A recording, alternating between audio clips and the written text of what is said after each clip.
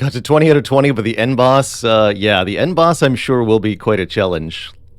Let's roll up a run of unfair here. So the thing with unfair is that you have to play the normal game of slice and dice, which is a challenging dice building rogue game. We utterly crushed the game our first try on hard, but I'm sure if I were to go back and play hard enough times, I would eventually lose at that, because it is on its own quite challenging. But in unfair, you have to do that, and at the beginning of your run, choose some really nasty curses. You need 10 points of curse before you're allowed to start your unfair run, and here are the curses. You get to essentially pick several of a random assortment here. After beating levels 1 to 10, gain a tier 1 curse. So we get 10 random curses gradually over the course of the run. That sounds hilarious, actually.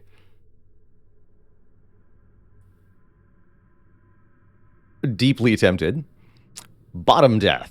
Oh, and we are allowed to examine these in more detail. You're always able to get better tooltips.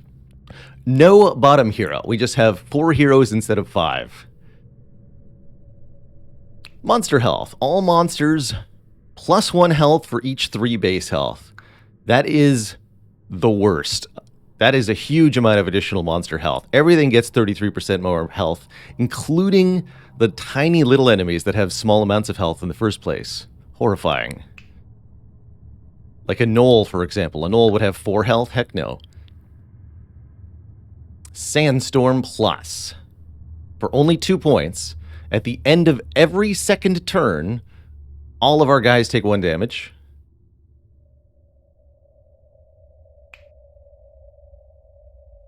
All heroes start missing 1 out of every 4 max health for 2 points. Pharaoh's Curse. One of our heroes gets -1 to all sides for 2 points. Or Archery Training. Archers and snipers hit like a truck. That's actually not that bad, because it only affects 1 enemy. So, I've actually heard good things about the Death Curse, because you get to kind of concentrate your level ups and your items onto 4 heroes instead of 5, and so playing down 1 character isn't as bad as it might sound. However, I really like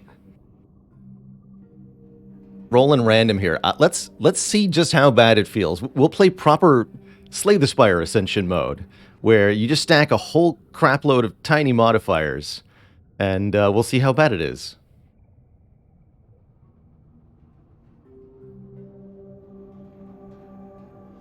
What if you gave bottom hero the curse and it killed them? Unfortunately, it does not work that way, because the bottom death curse will outright remove the bottom hero, and then we'll have this curse item that we have to equip on one of the 4 heroes that we have. Well, I want to make it clear, this isn't... You won't have a dead 5th hero. You simply do not have the 5th hero. You can't revive them. You can't equip anything on them. You can't modify them in any way because they don't exist.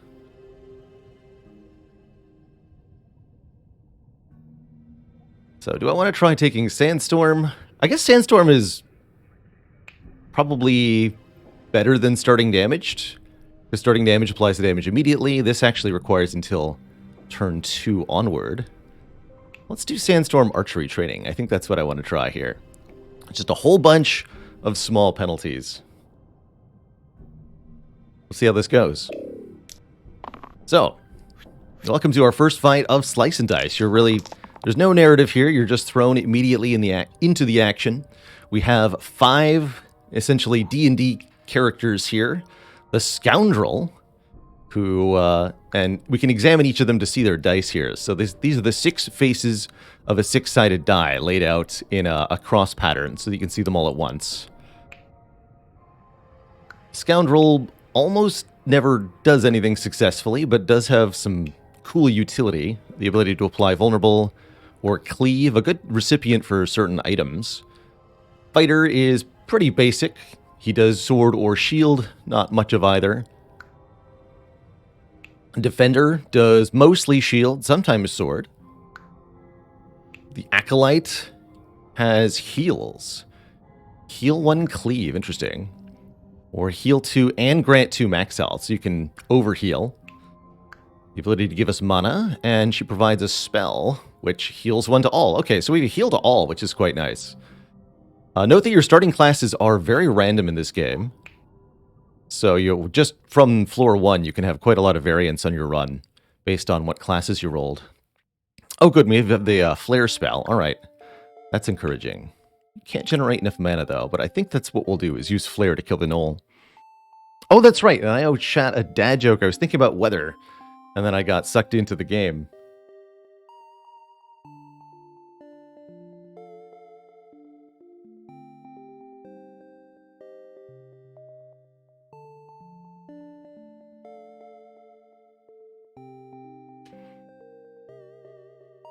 You can get Slice and Dice on itch.io. Mustafa. There's the link there in chat to get this game. Quite affordable. You can also get it on the App Store of your device's choice for mobile devices, phones. Huge spreadsheet for such a small game. Indeed. The game doesn't waste any data on graphics or audio. It's just game rules, mostly. My cold today, it is locally cold today, here and basically anywhere in the eastern part of North America today. Icy out.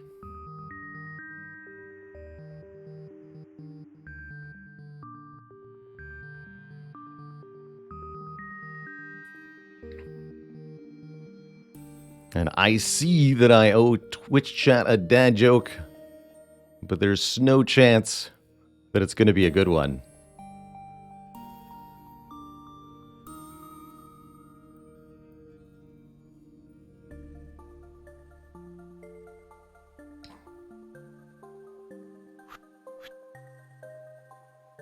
So, after each turn, you're allowed to... Once you see your initial roll, you can reroll up to 2 times. Let's see. Fighter does 2 damage, right? Goblin flees if alone. I think we mostly just want to focus on defense this turn. Build up enough mana. What is this? 4 damage to the target with the most health. And this is 3 damage to the target with the least health? What?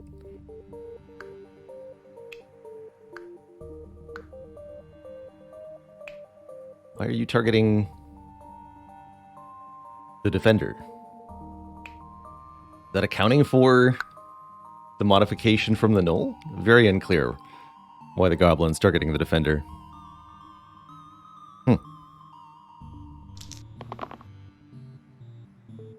Alright, I guess we'll keep that. We roll one more time here. We've got our overheal that we can use, and we drew the vulnerable too. Interesting. We also have this burst ability, right? For 2 mana, we can do 2 damage. I think with the vulnerable, we can actually kill the gnoll this turn. I didn't expect that we'd roll that. The gnoll has the armored property. You can see that indicated by the 1 next to its health. The gnoll reduces all damage taken by 1, so normally very difficult to kill. But if made vulnerable, is it actually immune to the vulnerable?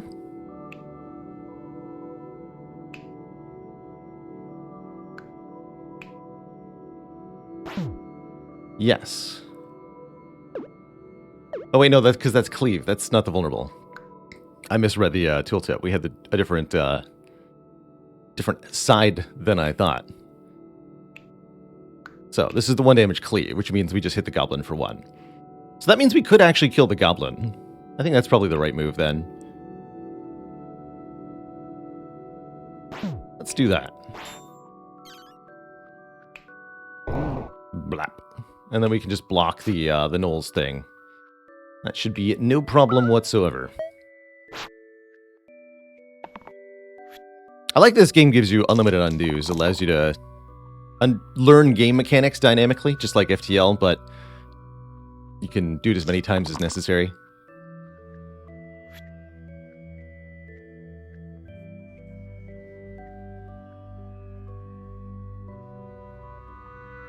Guess I'll lock that in. Why not?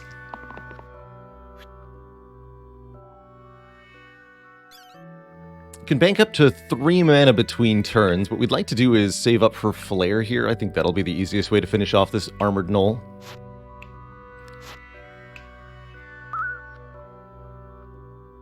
So incoming damage is shown as yellow pips on everybody's health. We're taking 1 to all from the Sandstorm effect, in addition to the Gnoll's attack of 5 on the Defender here.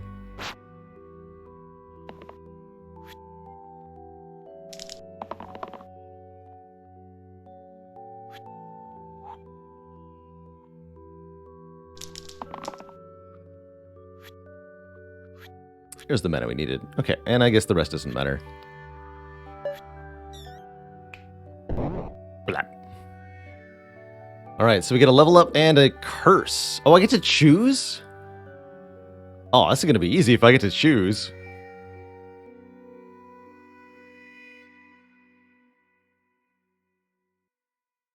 Add a cooldown to burst. That's cute. Skulk. Turn 3. During the 3rd turn, enemies get +1 to their sides. Doesn't seem that bad. Or we can roll random, apparently.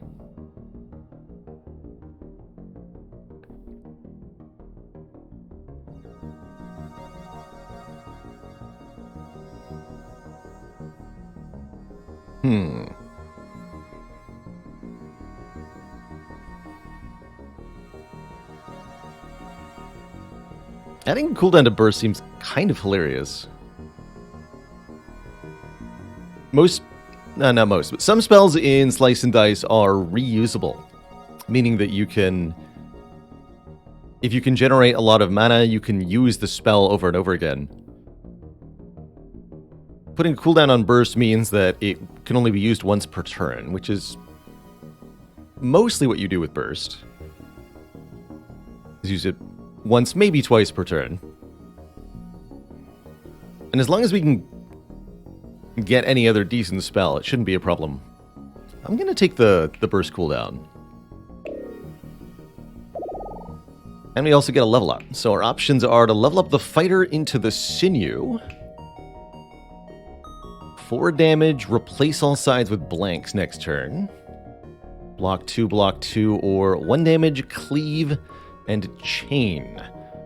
Double damage if this shares a keyword with the previously used dice this turn. Interesting. So if the scoundrel uses their cleave, the sinew could double cleave. Or we could upgrade the mage into a seer. 2 +3 mana single uses. 1 single use poison dart. 1 gradually increasing mana face. And the spell Foretell, which gives us mana on a future turn. Oh, works with our heals too. Oh, that's right.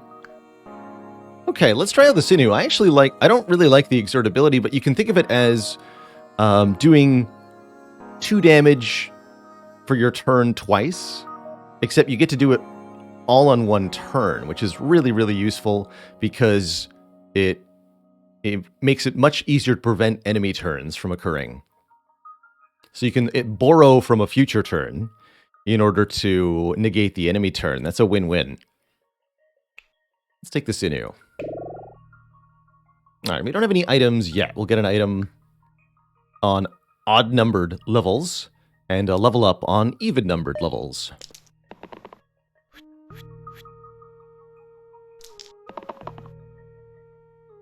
That's right, 4 damage is a block card, so let's use that right away to just kill one of these wolves. This archer is in the back line, which means that they cannot be targeted by effects that don't have the ranged keyword. Even spells, if they don't have the ranged keyword, are not allowed to target. So what do we want from the Acolyte? 1 mana is okay, right? And then that's all the damage the Defender can do, actually. We probably want to lock that in so that we can kill a wolf, because we need to get 7 damage to kill one of them. So we need to get burst. I don't think we're going to be able to rely on the Scoundrel to do a dang thing. There we go. Yeah. As expected, Scoundrel does nothing. Why 7? Because I can't count, apparently. 6. 6 is the number.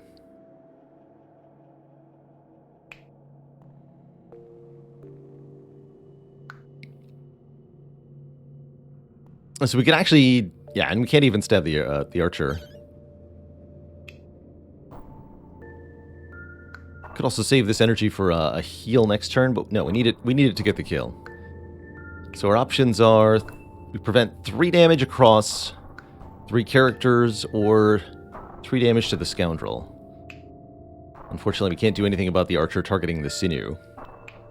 That's right, and we gave archers bonus damage, right? That's right. So they are extra nasty.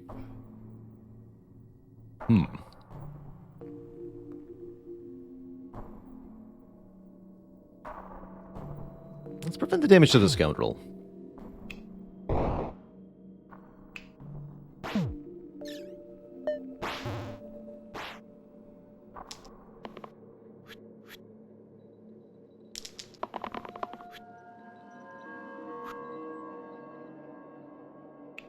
City's not doing anything this turn, of course.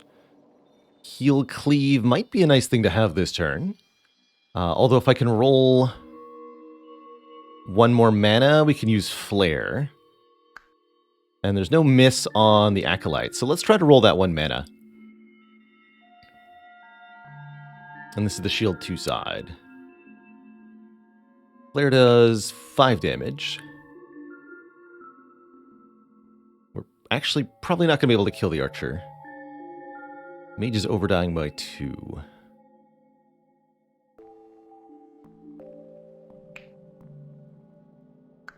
This does a full 4 damage. Oh, and the mage is taking 1 damage from Sandstorm, right? Okay. So even if we kill the wolf, the mage will perish.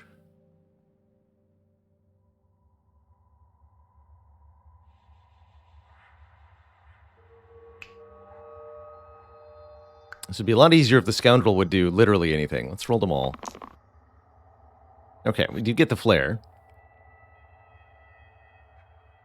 This is still going to cause the mage to die, unless we can roll the shield 3, or again, if the Scoundrel rolls literally anything.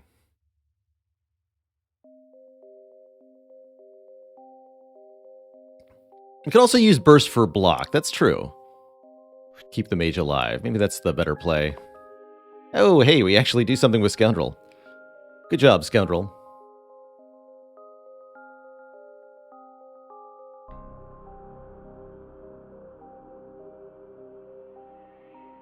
But is it enough to make a difference? This is 5, right?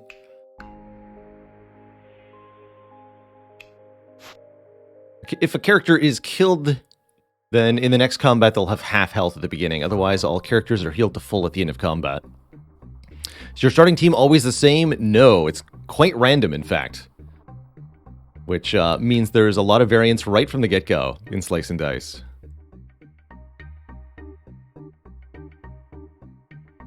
So I think that means we want to use Burst for Shield here. Swipe away.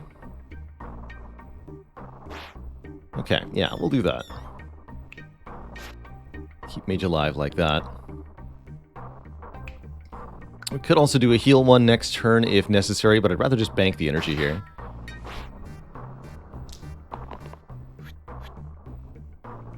Alright, ideally we would end the fight this turn. Looks like that's pretty easy to do.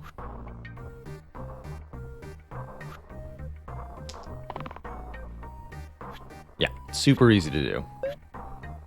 Hiya! Overkill. All right, we get a treasure, we get a curse, and we can even choose them in the order we desire. It's kind of fun. Choose the curse first. Single cast to burst. Replaces cooldown burst. It just gets worse and worse. Oh no. Or all monsters get +1 health for each A in their name. So the boars will get 1 health. The crone won't. Archer has 1 A. Sniper has no A's. I don't like the idea of giving archers 1 health. It's phrased badly here. It's not in my name. No, it's not in my name. Because my name is Balalord, and that's too many A's. It's just phrased weirdly.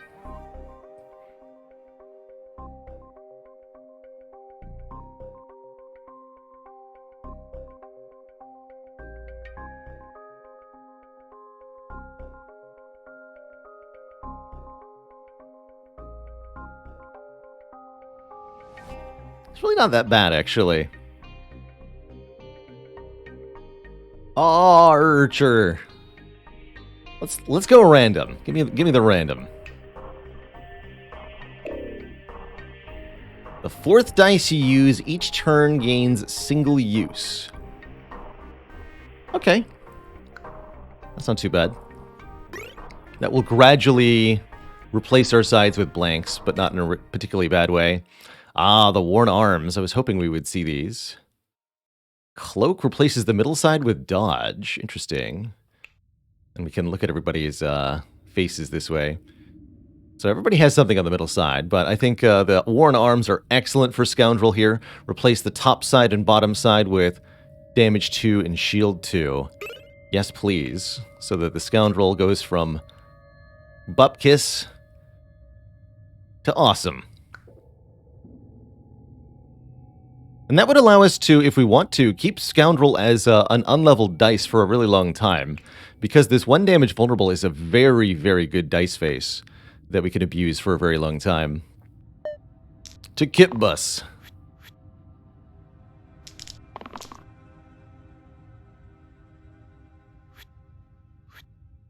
So the boar has 1 health that has to be removed individually. But I think we can get the... Yeah, we can actually just kill the boar this turn. The crone, meanwhile, has 6 health. And deals 2 damage to our top character when we remove this particular bit of health. Yeah, this worked out really well. I can kill either opponent on turn 1 here. It should be a nice, easy turn. How's it going, Gokika? Let's kill the boar first. Kind of like that idea. A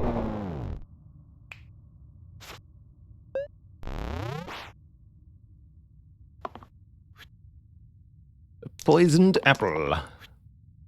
Spooky.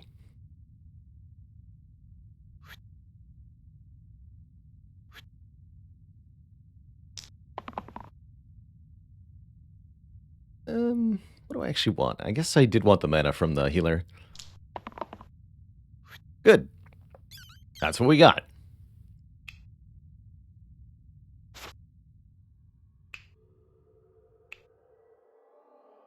Oh, that's right, the single use.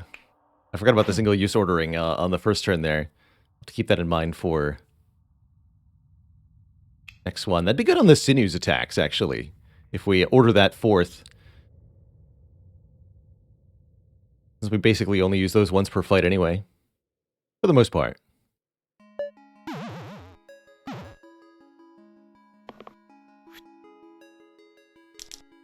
So far, this is feeling a lot easier than the unfair runs I've tried thus far. Seems like a good sign. What's our curse? Fear. All big enemies get 2 more health. Such as Troll. Such as who? Boss Bones. During boss levels, add a bones. 4 health skeleton. But they deal damage to adjacent enemies when they die. That's not too bad. Would not mind giving... Let's throw the troll a bone. He needs some help.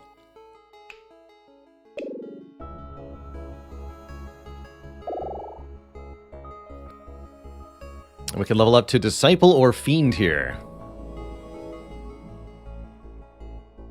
This troll has a bone to pick with us. No, we picked the bone with him.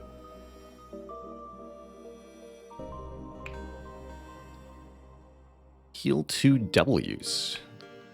Interesting. Plus 2 mana. Glow.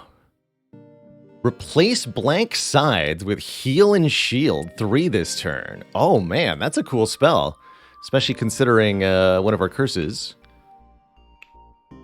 And a top revive. Curious. Very curious. I like that a lot more than the Acolyte. Or we could turn Mage into Fiend. He's got single-use self-heal, self-damage, mana gain. That's right, and the deal 1 to everything. I haven't had good success with the Fiend yet. But let's try Disciple. I like the look of this character quite a bit. Should give us more longevity in combat. Yeah, this is such a fascinating rogue take. I really, really like it from what I've seen so far. All right, troll. What are you doing?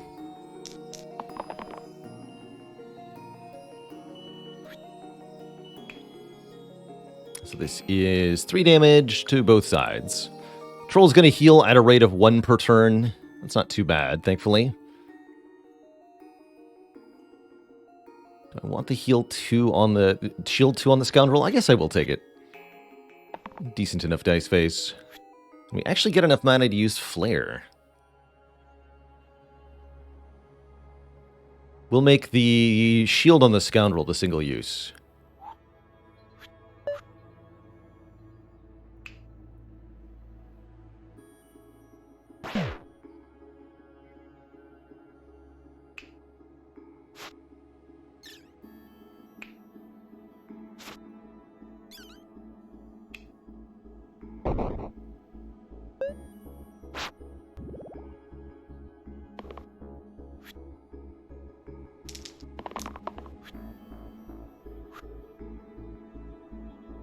I really like that we can now use Flare on turn 1 sometimes. I like that I also like that the X here is different, so that we know that we specifically rolled the one that I just blanked out. Thanks, game. 3 is, well, I guess we're taking 1 to all, so that's fine. We do get another use of Flare here, and we rolled that side again. Funny, funny. All right. Well, what do you expect? 5 more damage, you nerd.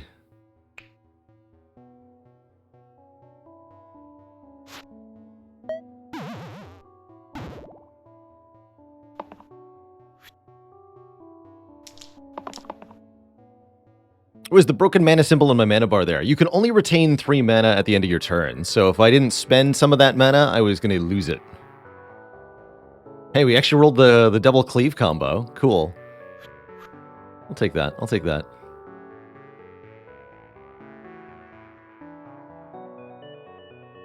Let's see here.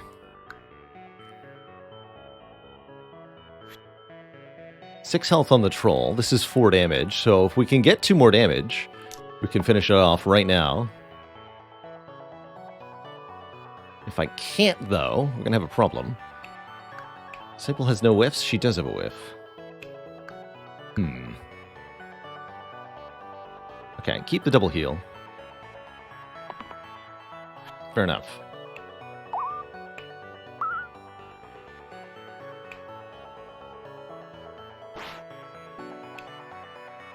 Oh no, I'm going to use this now. Perfect. Alright, Sandstorm's hitting us again this turn, so we'd really like to finish the fight, which is easily done. There There we go. No prob. No prob. Troll dispatched.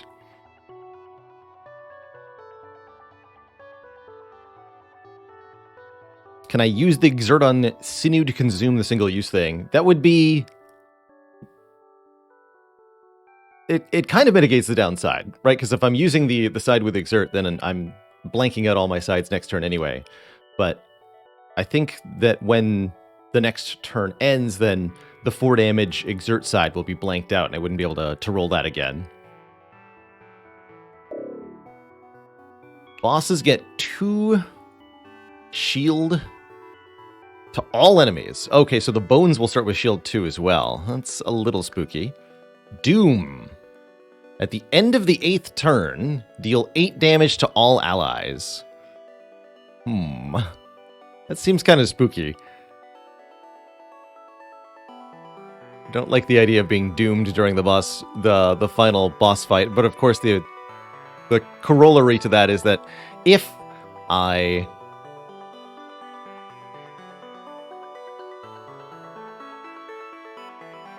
don't... If I win in less than 8 turns, it's not a problem anyway, right? Easy. Just win fast enough. You can beat the heart easily in 8 turns and slay the spire. Surely you can beat the final boss of this game in 8 turns. Right?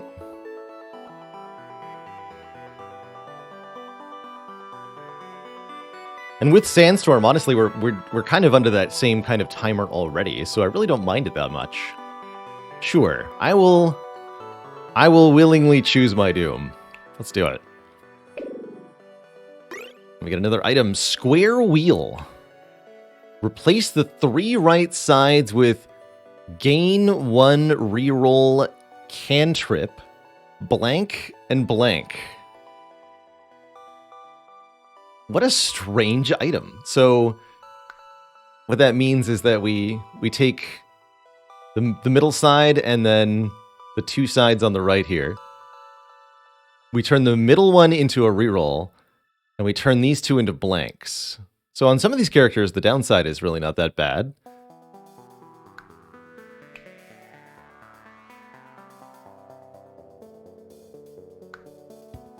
Odd. Sapphire's Skull. If we die, gain 2 mana, or gain a random tier 1 or 3 item. I might choose that, although there's definitely some use for Sapphire's Skull. See that we're fighting a bunch of snakes. Give me a random one. Copper Ring. +1 empty max health, +1 max stored mana. Got the tier 1. That's actually not that bad, being able to store 1 more mana. I'll give 1 max health to mage, I suppose.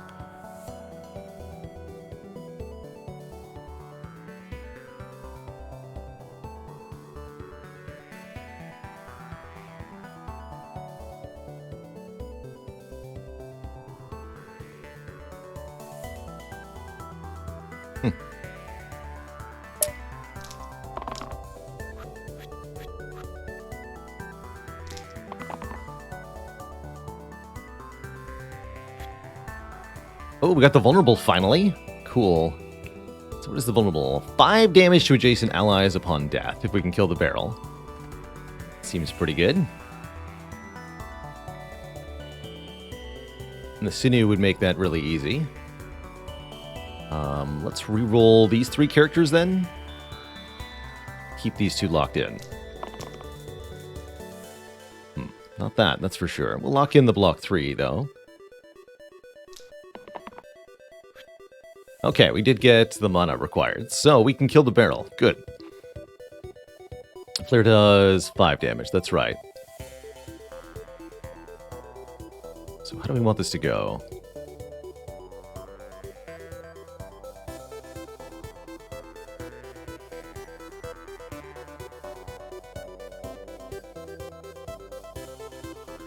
You can, of course, easily kill the barrel. I'm just trying to figure out what's the most efficient way to do it beyond that. I don't think it'll matter much, quite frankly.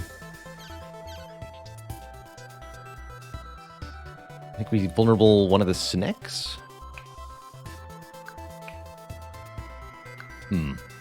Matajugs, thank you so much for the 12 months. 1 year already. How the time flies.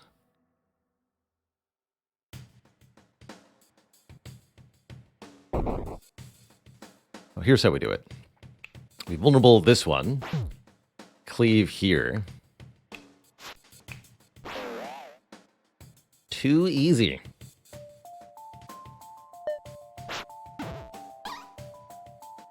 The snake is trying to flee. You let them escape? Yes. No shame in letting the enemies flee. You get all the same rewards. That's basically just the enemy recognizes how screwed they are and they're letting you win now. Choose a curse. Max of 3 spells cast per turn. Eye mold. A curse item.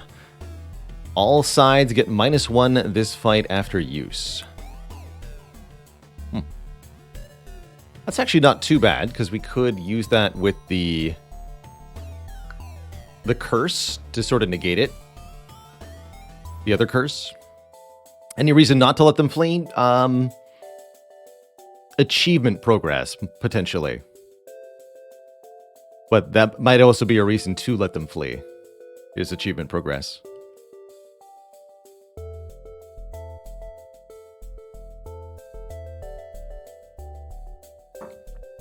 Or a desire to use your cool combo to do something.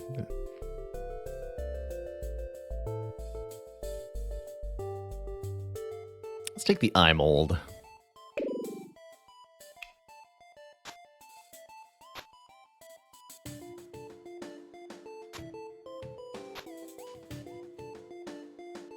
Put it on the sinew for now.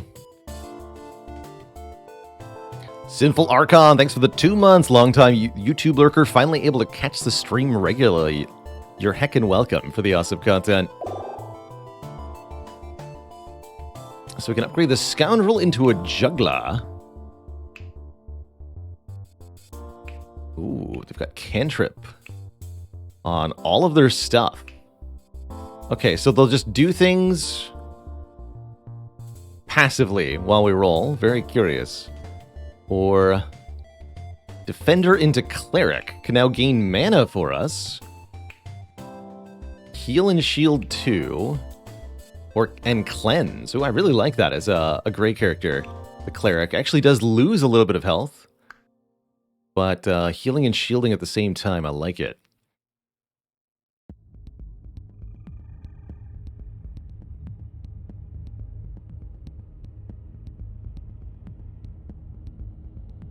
Staying in the fight to heal yourself, revive might be worth it. No, even if you revive a character, if they've died during the combat, they'll start the next combat with half of their health. So there's no difference whatsoever for reviving or not. And if you, likewise, if a character didn't die during the fight, they'll start the next fight at full health. There is no benefit whatsoever to trying to heal. And that's good design.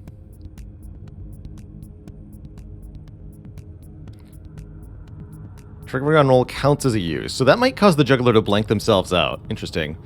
Take Cleric here. And yes, we'll keep the mold on the sinew.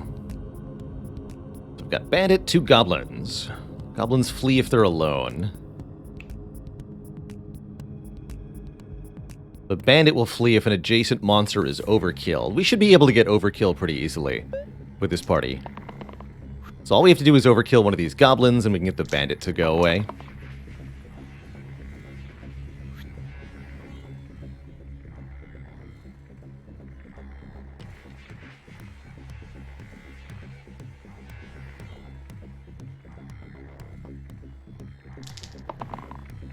That's what I wanted. There we go. Easy.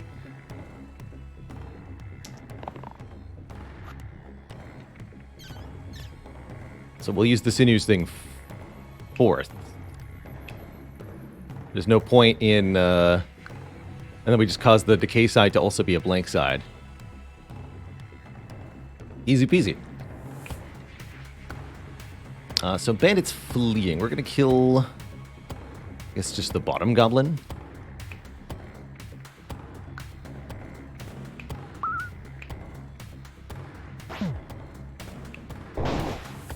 Oh yeah, and they actually all flee. Easy.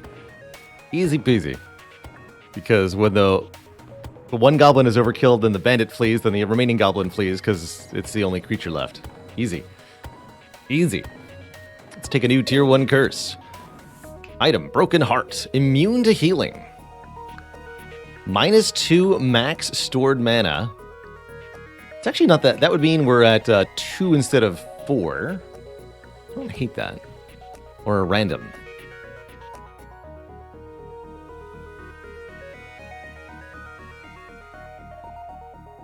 We're almost done getting new curses, by the way. Remember, there are 20 levels, and we only get curses on the first 10. So soon we're going to be done getting all the curses. I might regret this later, but I am going to take -2 max stored mana. Because it's only really -1. Thanks to this tier 1 item that I think we'll always be able to equip on somebody. Choose an item. Change the 2 left sides. -2 to the middle. +1 to the left side. That's pretty ridiculous on Scoundrel.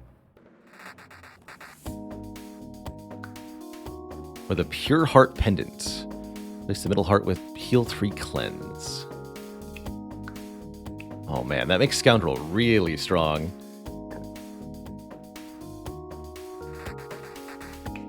+1 to the vulnerable side also increases the vulnerable to vulnerable 2, meaning the target will take 2 more damage from all sources. So I'm going to take that.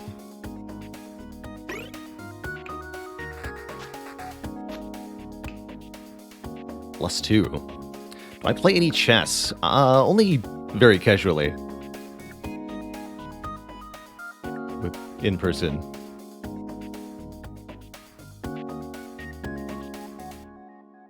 All right. Slate's got a big fist. Slate's gimmick is that they have 5 HP, but you have to remove each hit point individually. So 1 damage is the same as 5.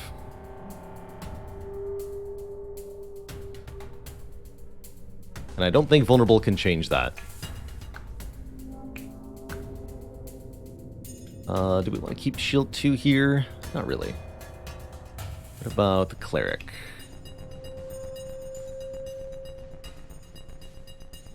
That's fine.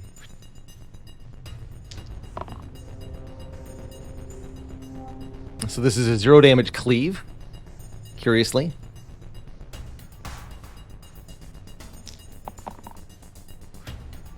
Right, there we go.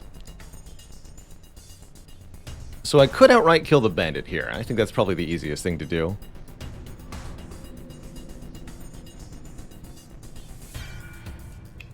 Plays punching sinew, okay.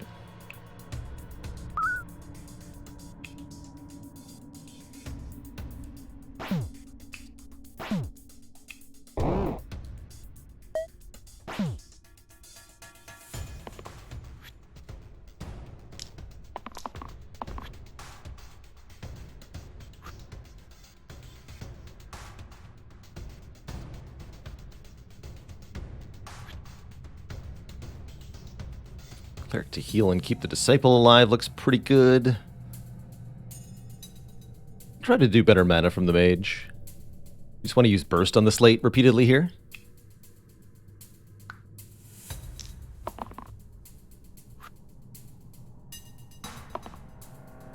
Alright, that works out.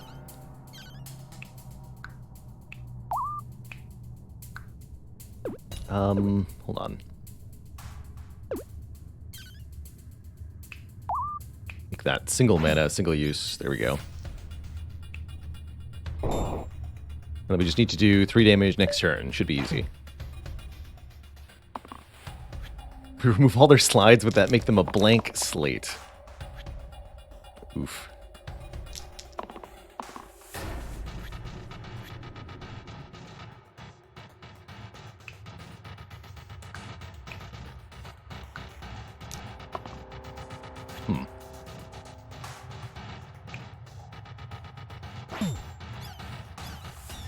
I guess I can burst and flare separately. We can't burst twice because it has cooldown, but we can do this.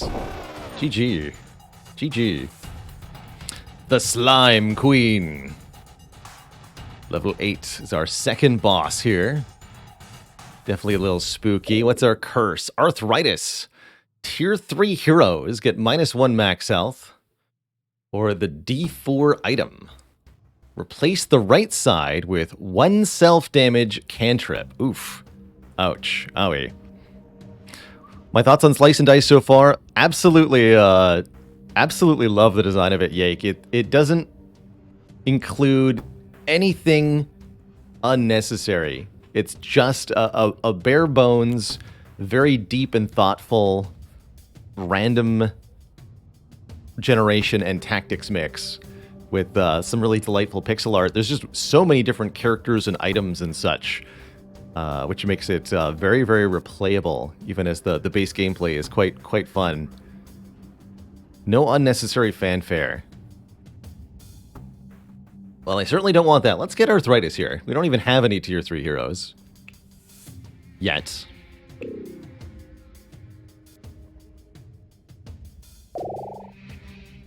The Trapper. Oh, we can add 2 vulnerable sides. Interesting. Kill an enemy with 4 or less health. Can target enemies in the back. That also gives us then an answer to stuff. Trapper is very, very exciting. Although we lose that extra powerful vulnerable. Evoker. Drop. 4 damage to the topmost enemy and can generate 3 mana. Ooh, I really like drop.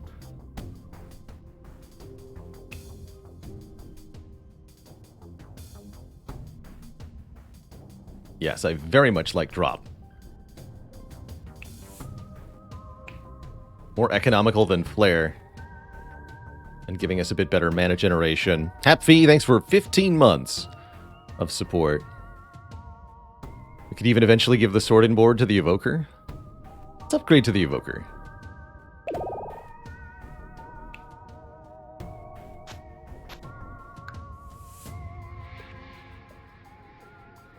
Drop a top. Tier to spell, they say. And I believe it. It's a big die. What even is that ability? Hit the top and bottom sides for 5. Oh, we rolled the 2 damage vulnerable side.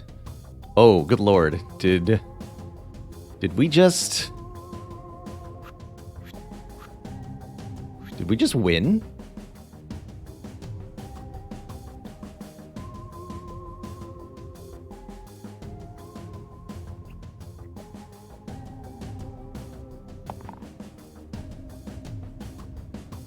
Give me the mana. Dang. So it can only drop 1 time.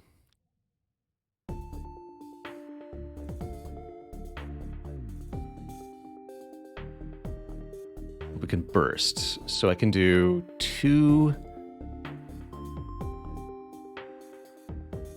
plus 3 plus 6. 11. 15 damage. 1, 2, 3, 4, 5. 1, 2, 3, 4, 5. Yes, we can do this.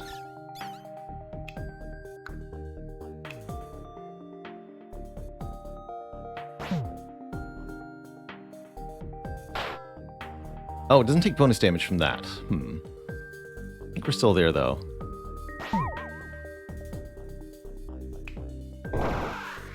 Yeah.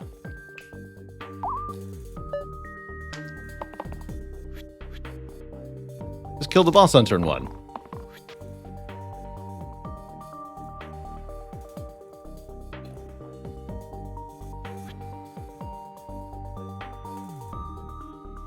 Like it ain't no thing.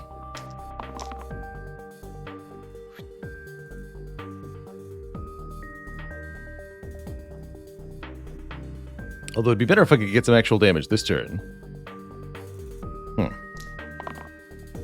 Oof, that didn't work out. Ouch. Yeah, we're gonna go with ouch.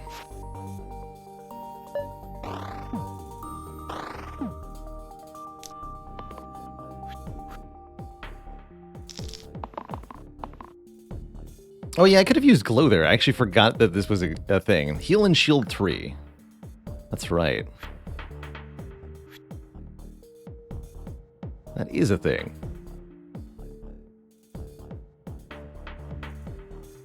Heal and shield 2 seems useful this turn. Oh, I actually didn't notice with the... I didn't even see the mage's dice there. Foolish. Evoker, that'll be good enough. Alright.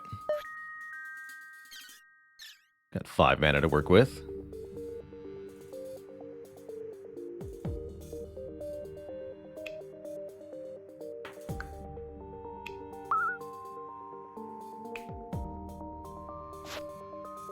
Hey, we're killing the top one, right? Like so. Bonk. Creates 2 slimelets, and we get to keep 2 mana here.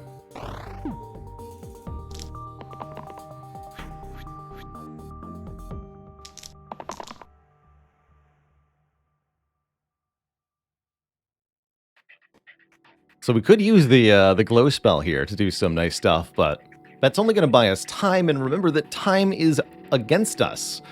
Doom is ticking, and we have only a handful of turns to win this fight. So we should really focus on doing damage and not other stuff.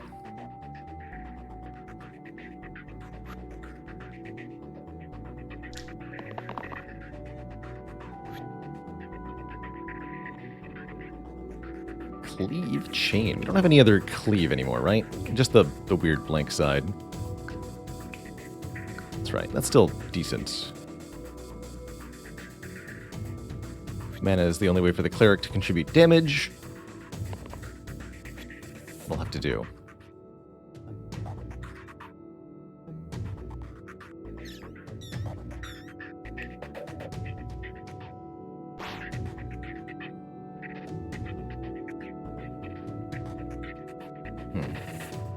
Drops targeting is a bit awkward here, huh?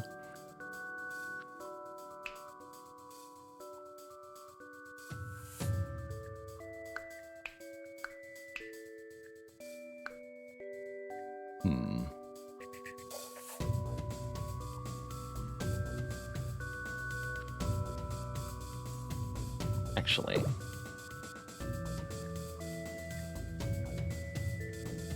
We do it like this, now that I think about it.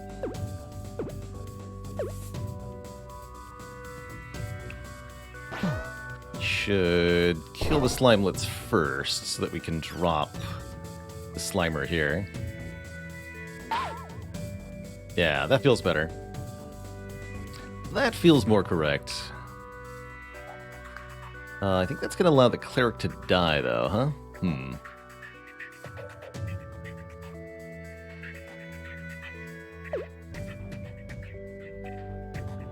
So what if instead of dropping we used... Oh, we don't have burst anymore. Right. I see. Well, I'm okay with the cleric dying. I've decided. Good job, cleric. You did it.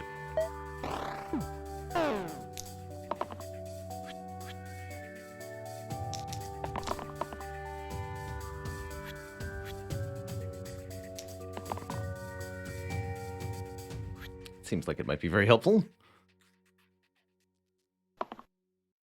Oof, nothing from the sinew, though.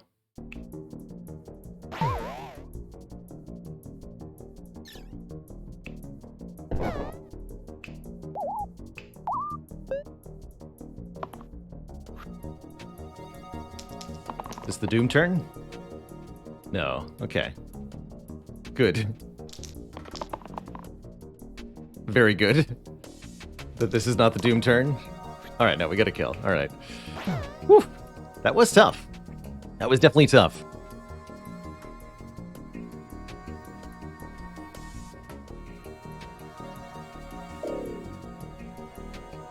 Heavy dice. Cannot roll more than 3 dice at a time. Handcuff item. -1 item slot.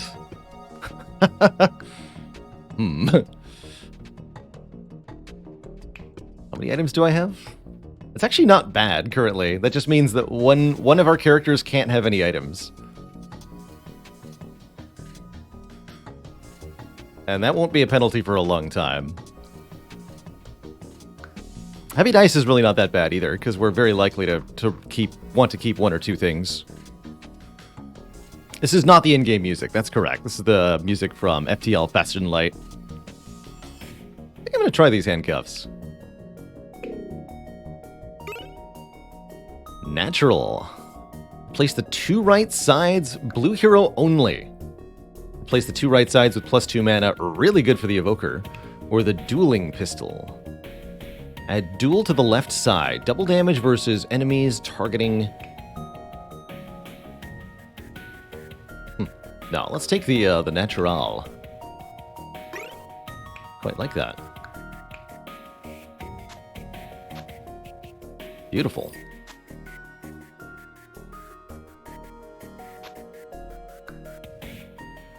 All right, before we jump into this next combat, I need to take a quick break here, run to the bathroom, get a little bit more water. I'll be back in a couple of moments, folks, and when I return, continue this wonderful, unfair run of Slice and Dice. Be right back.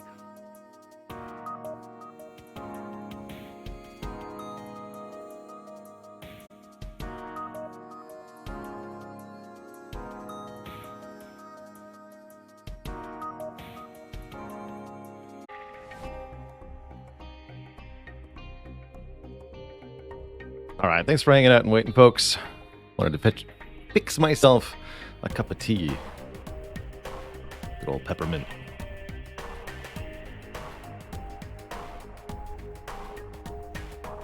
Indeed, if you don't like the unfair difficulty, or even just the hard difficulty of Slice and Dice, there are a whole bunch of modes to try out that kind of change up the core gameplay. Corporal Ninja, thanks for 26 months of support. Heck yeah.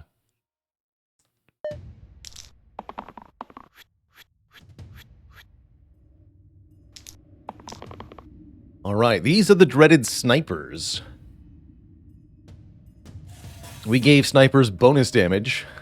They do 7 damage. Holy moly. And start in the back row. To the topmost enemy. So you're telling me I can drop snipers? Don't think revive is going to do much on turn 1, huh?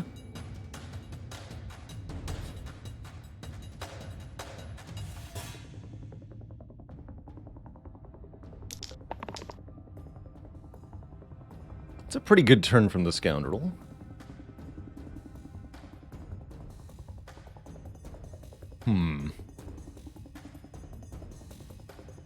Really would like for the Sinew to roll a decent attack here.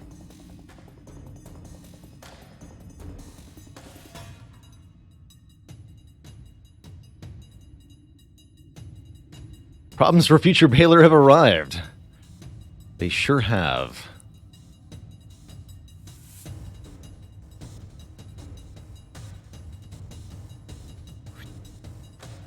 We'll be keeping that. Doesn't do anything. Alright, one more roll. Okay. No, that's what we needed. Good. I think that solves most of our problems, actually. Quite thoroughly.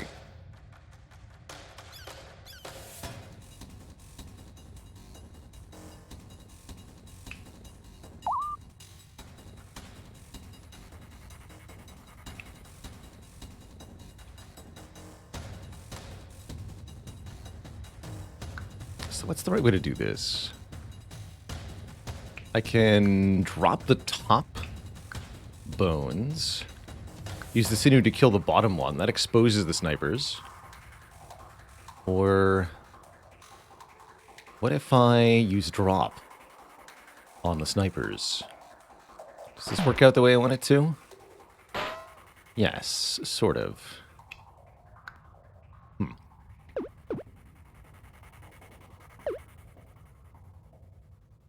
Is there a better way to assign the damage? That's my question. Because I can do drop and a burst, right? If we do it this way.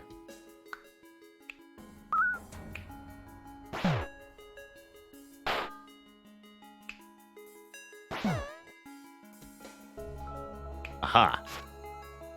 That's got to be the right way to play this.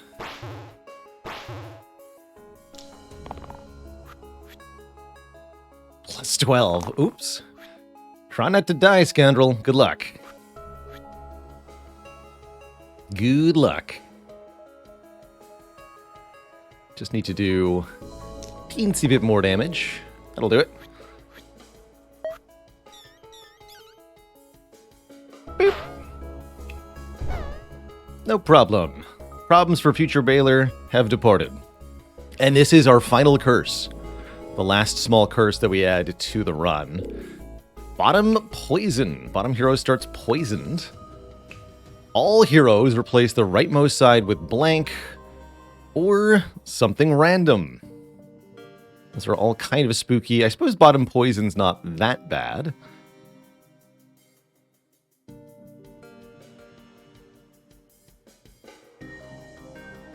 But every point counts, you know?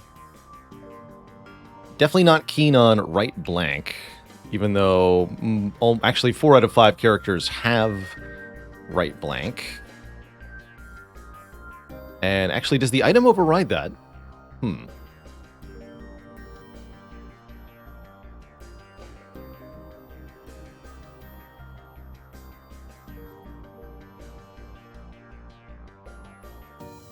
That would actually mean right blank is literally no penalty at the moment. Okay, sure.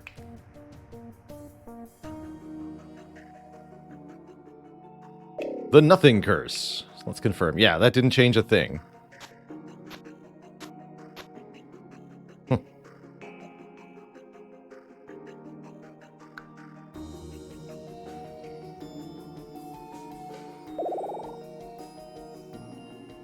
Scoundrel could upgrade to Gambler.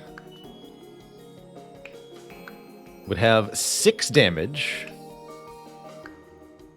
1/1. And a 2 there. Although I think I like the 2 damage vuln 2 better than I like the damage 6. Or Dabbler. Okay, we've been offered two upgrades for the Scoundrel, so we're probably losing Scoundrel.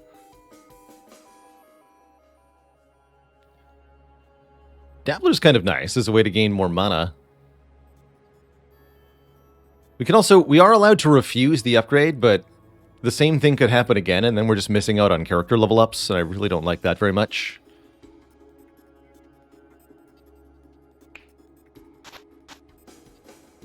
Lucky.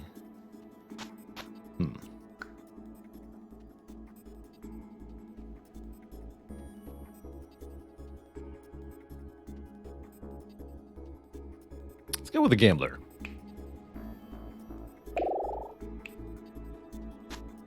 Still have the arms equipped, so that's a pretty good all-rounder. And here we could add +1 to the great side if we essentially add a blank to the middle side. Interesting option. Another thing we could do is swap the cleric's +1 mana for the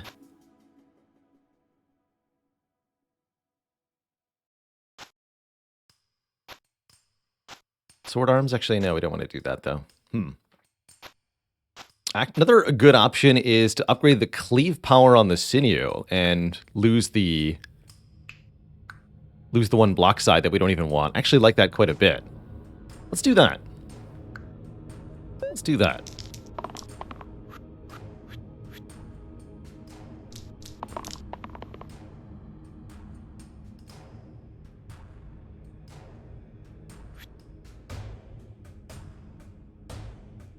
So we have a Fanatic. What is this? Deals 8 damage and takes 8 damage. That's what the Fanatic does. This one is dealing 4, taking 4. We should be able to get a drop on someone here. All we have to do is survive the initial hits. Heal 2, shield 2 looks like a reasonable roll for the Cleric. Should reroll the rest of this. Aha! Teamwork!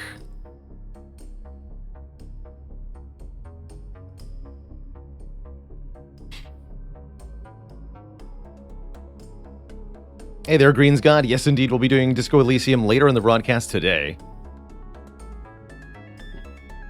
Looking forward to that, actually. So this is enough damage to kill one of the imps. I imagine that's the best use for it. So Evoker will live this hit. All we need is a bit of block for that. Yeah, let's keep this block roll then. Aha!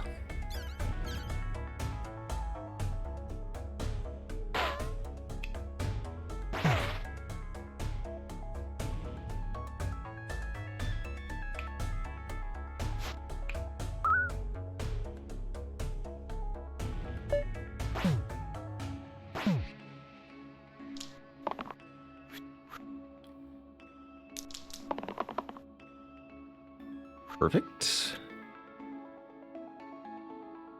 That might be good as well. That looks like a reasonable roll. So we need 5 damage to kill this fanatic. Probably just want to live this hit then. That's easy to do. The disciple needs a heal too.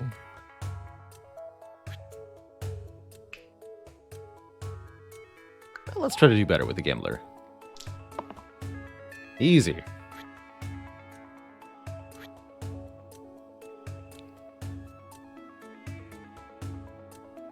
Yeah, that looks like all we need.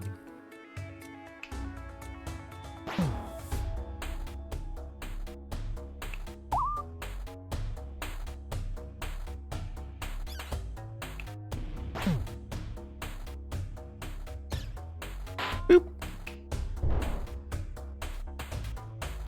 Oh, there is one more curse.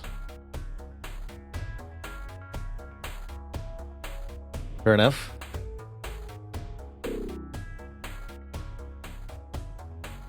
One more minus max mana. Defeated heroes return on 3 health instead of half health. Easy. And a random tier 1. I'll take the revive at 3. Is there a way to view all of our curses at once? +1 to all basic sides. Ooh, that's a cool item. Or eucalyptus. Place the right side with heal 3 cleanse. Nice. I want simplicity. I want it. Does that work on Gambler? It sure does. On every side. Here's our curses. 13 active curses. Yeah, after beating levels 1 to 10. Okay. So that was the last curse. So, now that we have all of the curses, let's just take a brief overview. We have Sandstorm. All allies take 1 damage every second turn. Archers and snipers deal +2. Our burst has a cooldown. The 4th dice we use each turn gains single use, so replaces itself with a blank side. We have to order our dice appropriately each turn because of this. Bosses have a bones enemy added to them. We all die at the end of turn 8. Don't worry about that one. We have a -1 to all sides after use item that the Sinew has equipped. So the Sinew's effects, Sinew's dice get a penalty after each use. We can store 2 less max mana between turns. Our tier 3 heroes have -1 health. We have an item that we have to equip that gives us -1 item slot. All heroes have their rightmost side equipped with a blank, and heroes revive on 3 health. All in all, it's a heck load of tiny little penalties that add up to pretty substantial. So, who gets this anyway? All basic mana sides, huh? So the Evoker would be... Okay, doesn't work with the ones from the item. Got it. Can we give the Sword and Shield to the Evoker now? Maybe.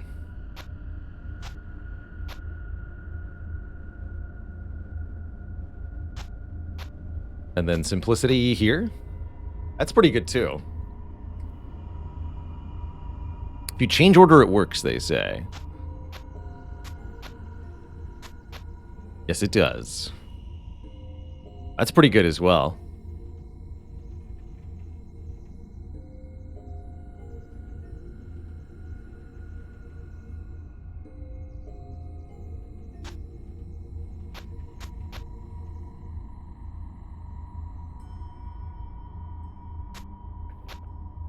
Just Just the mana sides on the Disciple.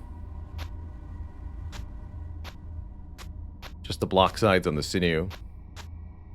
Okay, yeah. So I like it on the Evoker, I think, then. Quite frankly.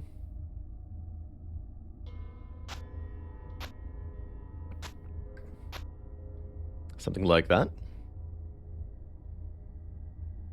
Looks good to me.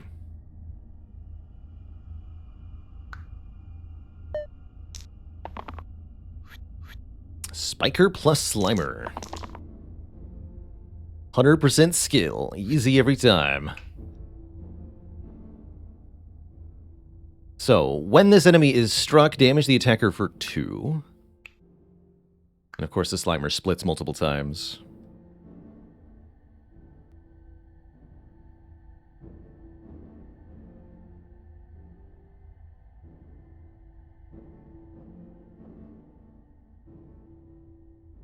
And we should reroll probably all of this other stuff. See what we can do better. Hey, we got the 2 damage cleave. I kind of like that, although I believe that will cause the Sinew to get spiked. It's still nice, efficient damage overall. I'll take it. Can we do enough damage to kill the Spiker, I guess is my first question. That's really going to require a mana roll from the Evoker here, isn't it?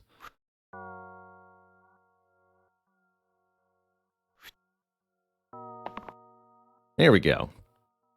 That looks pretty good. I think that is enough to kill the Spiker, is it not? We've got 5 plus 4 plus 2 plus 2, which is 13, which is exactly the Spiker's health. Yeah, so we should be able to kill the Spiker here.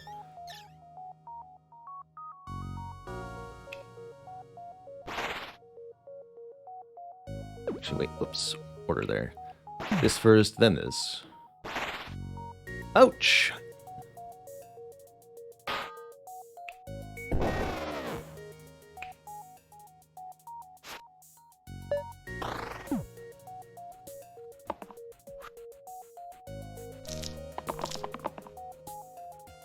%100% scale.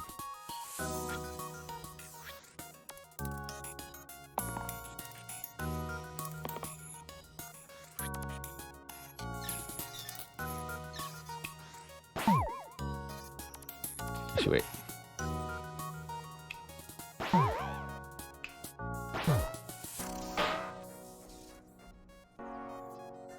Curse Mastery.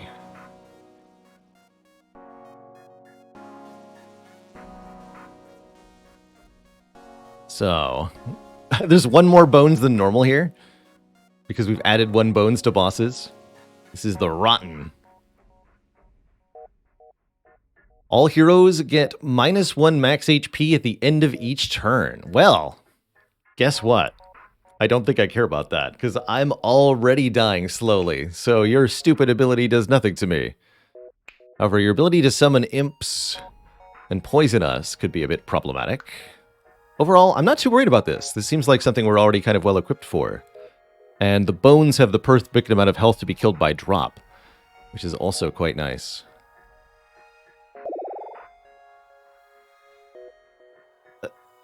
What? Hello?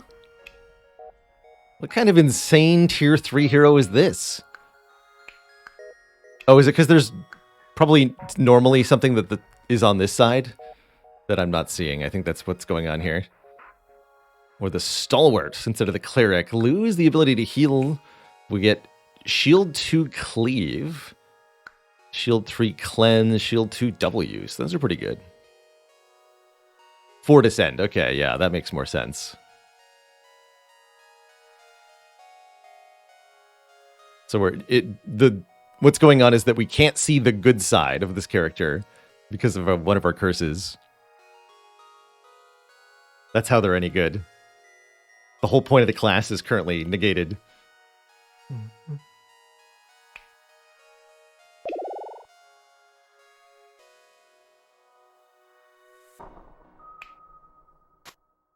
Stalwart seems just fine, though. Although we lose out on that occasional point of mana, it wasn't really a big deal.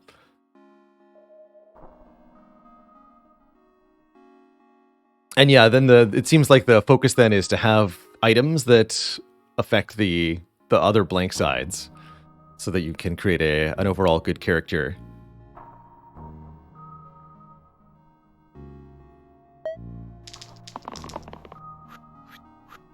Is that to summon an imp? I guess that's not too bad on turn 1.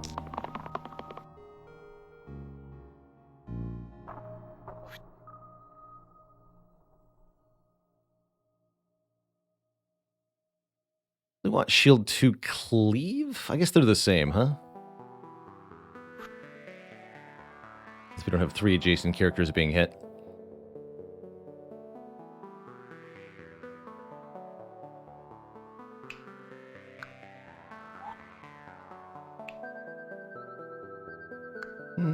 Yeah, alright. And then we're trying to roll mana with Disciple. Alright. Do I take the 2? No. I refuse! Should have taken the 2. That's fine, though. Everything is fine. We can kill some of the most damaging bones, so we can keep our characters alive. And that's the important bit here.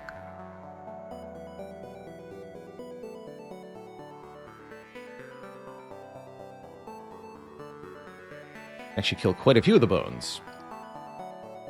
Every time a bones dies, they deal damage to adjacent enemies.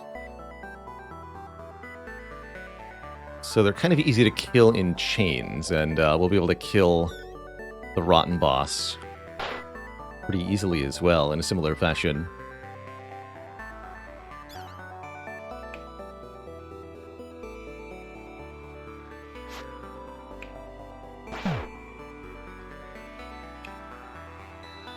Burst that one to kill it as well, and I think that's what I'm going to do.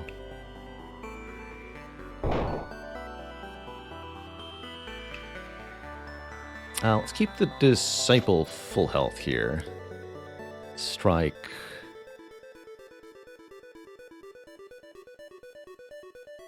Like one of these bones. We can also just try working on the Rotten now that we've killed the bones that are above them. We can use Drop to hurt Rotten now. That could be worth thinking about. Alright, I'll do one more to the boss. Arlo, thanks for the tier 1 sub. Welcome to the Cozy Sub Club. Oof, that's a lot of damage headed our way. 4 mana, heck yeah. Reduce negative effects, please. Yes, indeed. Reroll these 2. And Virtual Me, 64. Thanks for the Prime sub. Come on, Gambler. This is your time to shine. Don't you understand?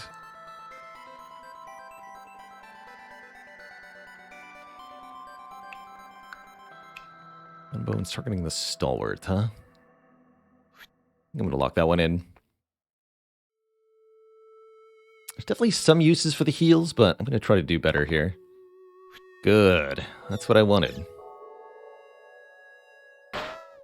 Bonk.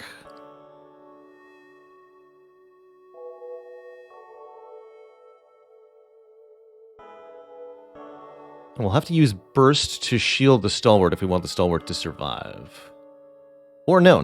We can Burst and kill a Bones. That's much better use of it. Ounce of Prevention, Pound of Cure. Although I want to order that differently. There.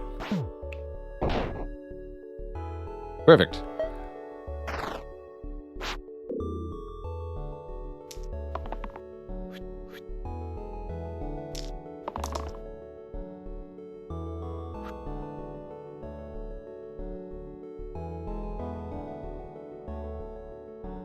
Stalwart.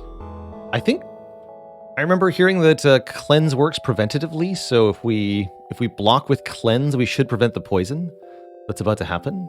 Guess we'll find out if that's true.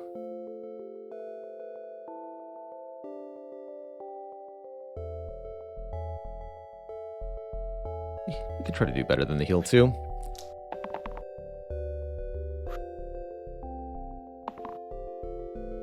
Or Sinew. So yes, that shows the poison is no longer happening. Neat. Bonk. Double bonk.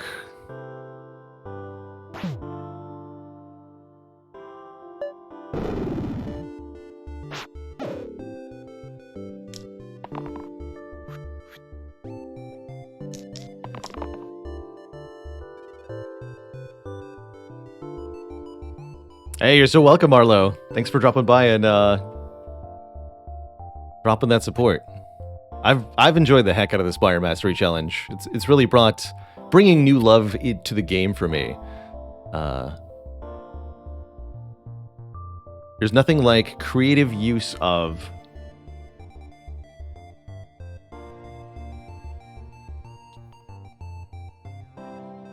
self-induced restrictions to make a game interesting again. That's a lesson that the Dark Souls community taught me first, is that you can take a game you've played 1,000 times and breathe completely new life into it by altering your own decision-making in intentional ways.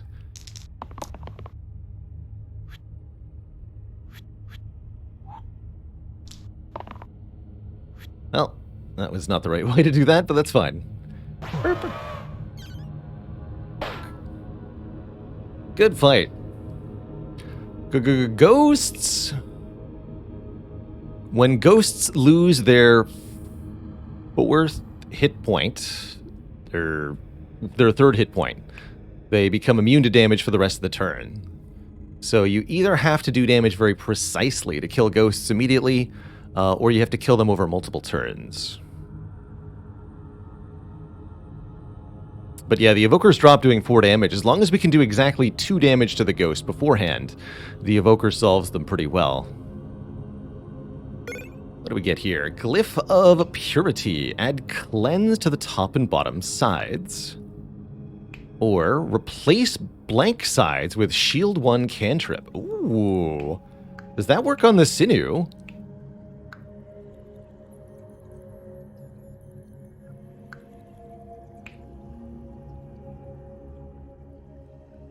Wait, does that work on the Sinew? Or are those going to be replaced with blanks again? They have to start blank. More specifically, what I'm asking is, after an exert effect occurs, does this turn all of my sides into Shield 1 Cleanse and a Shield 1 cantrip? And it sounds like no, is the answer. That would have been really good for the Eccentric, that's right.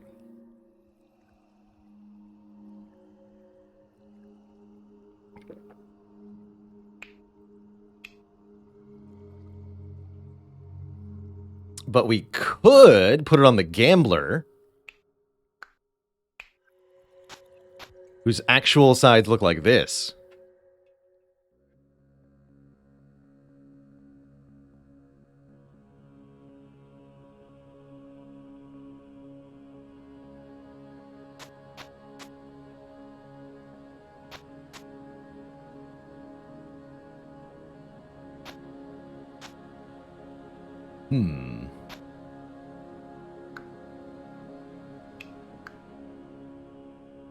I like it.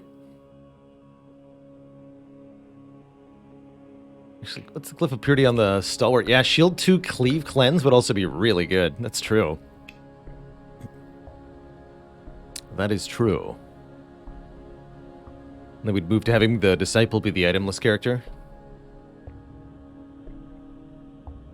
That's also kind of exciting.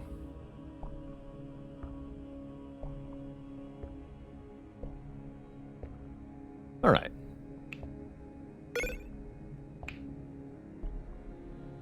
Stalwart's not getting replaced because they're a tier 3 character.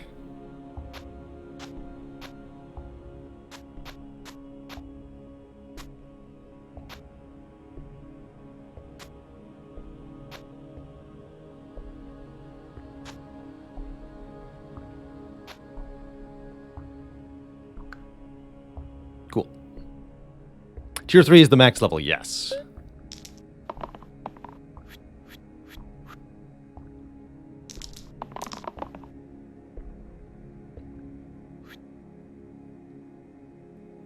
Okay, that together kills 1 ghost.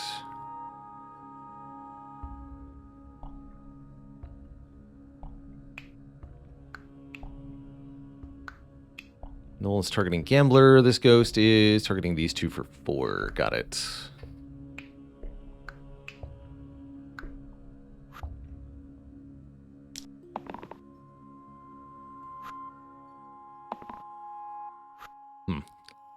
First time the Disciples really failed to do anything useful, but that's okay. No valid targets. So I think what we want to do is actually this, right? We stab you, drop the ghost. Stalwart cleanses themselves. Sinew kills the gnoll. Then we don't have a gnoll to deal with.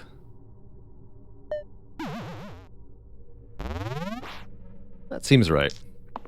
4EA Transformer, thanks for 24 months of support, 2 heckin' years. How's it going, Bloomsbury House? That was a wild one. Just ludicrous. 6 damage, eliminate. Oof. That's quite the turn to deal with.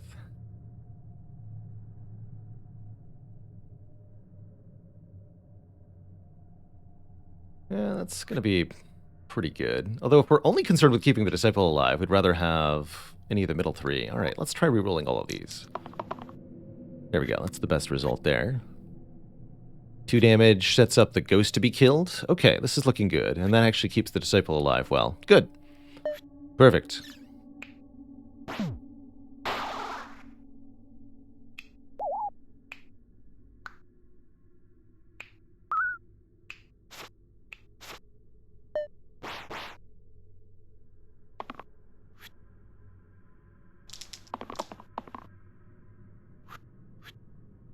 This is actually too much damage, although I can use burst and the gambler's the thing. That works, that works. But if I use the drop instead of the burst, then the ghost becomes invincible. Anger the ghosts! There are some curses that cause level 0 characters, and some boons that give you more upgrades that allow for tier 4 heroes.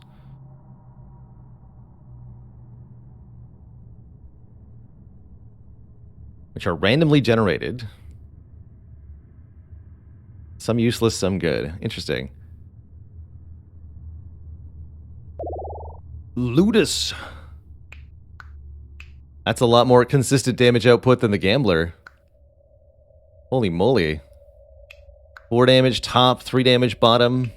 And we could improve all these with one with a simple egg thing. Or the Artificer. Let's see. 4 mana single use. 4 mana single use.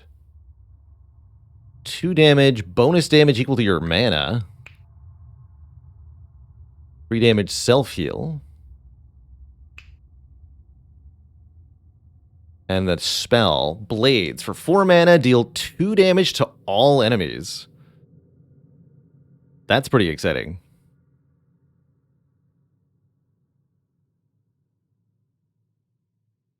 Artificer is all about single-use stuff, right? Yeah. So we could use them as character for some of our items, but I really like this Ludus upgrade. Note that the Ludus has very low max health. Less than the Gambler, including the penalty for being a tier 3. I really like the spell that the Artificer comes with.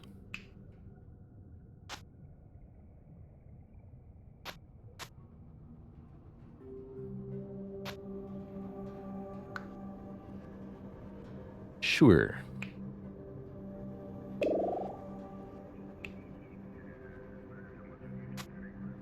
So that no longer does anything for them. And I like that replacement.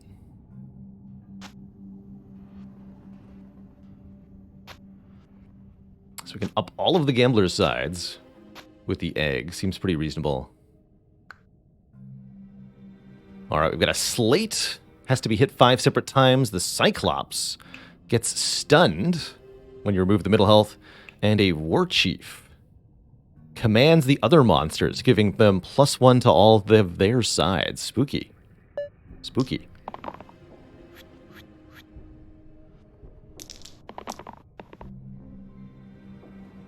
"100% skill," says the Gambler.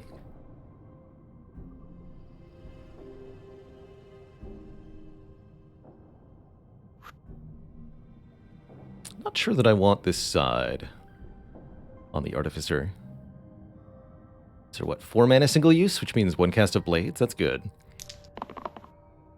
Perfect. Lock that in. 1 more reroll. Nada. Fair enough. So this is 6 damage, yeah? 6. So we can KO the War Chief this turn quite easily. We could also think about blinding the Cyclops this turn to prevent all that damage. Slate is doing... Oh, Slate is hitting everybody for 3 because of the War Chief. Oof. That is tough. So it seems to me like killing the War Chief is probably wise here. Let's start with that. Bink.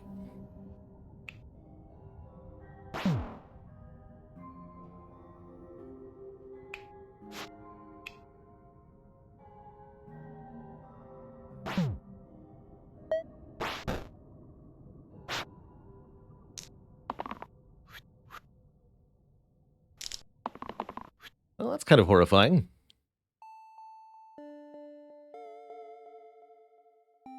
But only a little bit.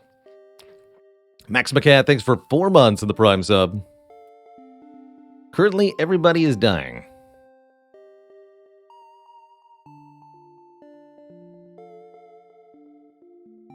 Literally everybody. But we can stun the Cyclops. Quite trivially. All we have to do is burst. We rolled some good blocks here, so I think it's actually kind of fine.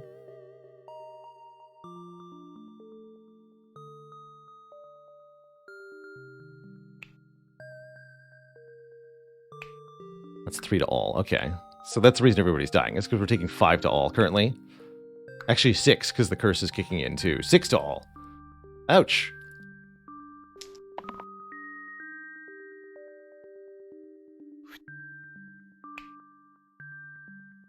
No, we can do better than that. Aha! I knew it. Unfortunately, the Artificer couldn't roll a dang thing there, just the one side 3 times. Sometimes that's how it is.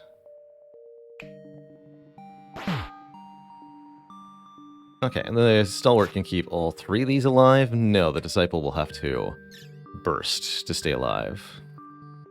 We could also use Glow, hold on, to create a heal 3 and shield 3, rather than burst. That works on both the Sinew and the Artificer.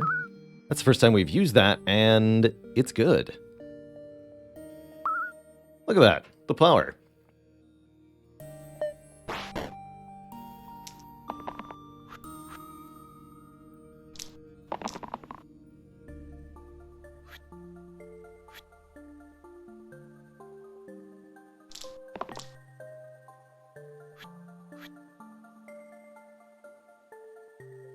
Seems good.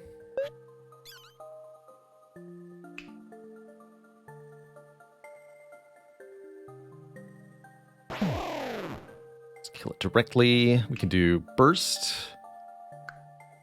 Although we might not be allowed to. Better to use glow, right? So if I use glow now, they're not allowed to do that because they've already used their action. Understood. Doesn't work that way then. Got it. So we'll have to use burst to stay alive here as we cannot kill it this turn. And we'll just save the 2 mana. Okay, that works. Wait, who's got 1 usable dice? Oh, you. Yes. Like that. Perfect. Reburst would kill it, but I can't because burst has a cooldown. It's one of our curses.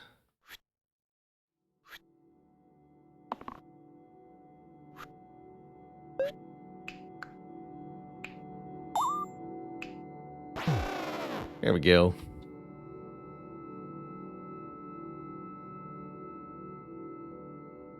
The Hydra. Dies if damaged 5 times in 1 turn. Interesting. And a Caw. After taking damage for the first time each turn, move back to the back row. Anvil adds steel to the middle side. Bonus equal to the hero's current shields.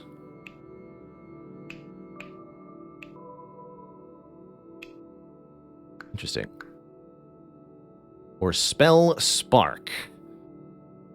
Add mana gain to target's sides this turn. I just want to examine that in more detail. Or 2 random tier 4 items. Probably not. Will this game be available on Steam? I don't think so. I don't have any reason to believe that currently. It is one of the obstacles to trying out Slice and Dice. You can't get it on Steam, but it is available for PC on itch.io or on mobile devices through your app store. There's a couple of ways to try it.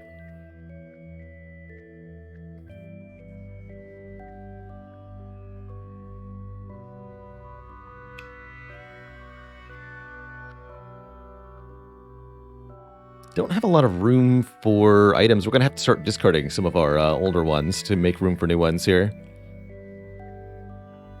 Definitely don't want to get 2 new items for that reason. We could potentially use Spark to gain more mana. I don't think mana gain Cleave is going to work the way that I want it to. So I'm going to pick Anvil here.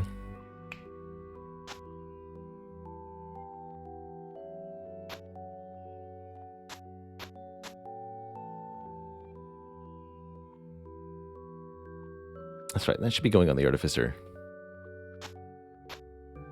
Definitely don't want to put that there.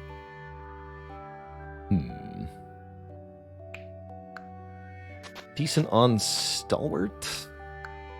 Actually not sure who I want to put this on.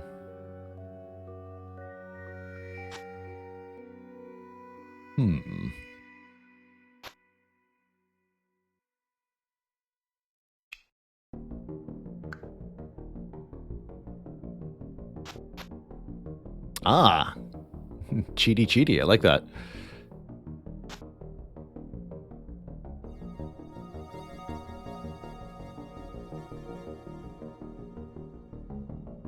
So we want to put it on the Disciple.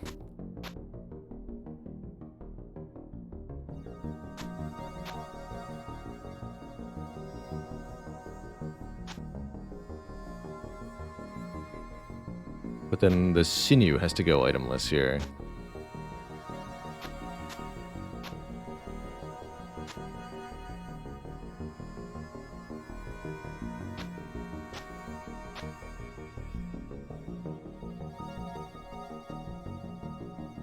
Try that.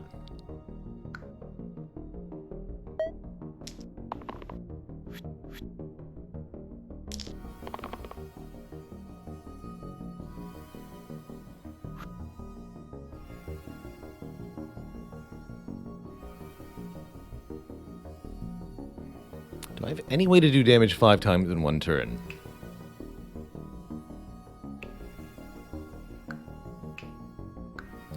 Don't think that I do.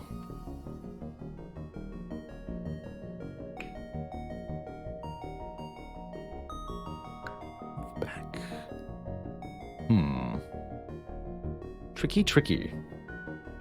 This does 10 damage. Oh.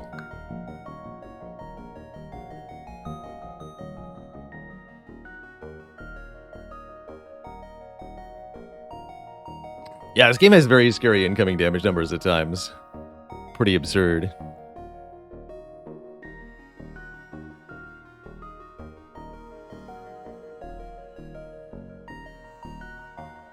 So no, I think the answer is we cannot KO the Hydra by hitting it 5 times.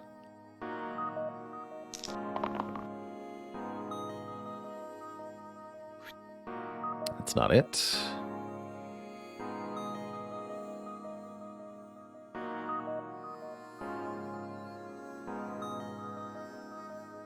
If I roll the 6 damage, I can kill the Caw outright, so I'd really like to roll for that. Aha, got it. Jackpot, as they say. Bink.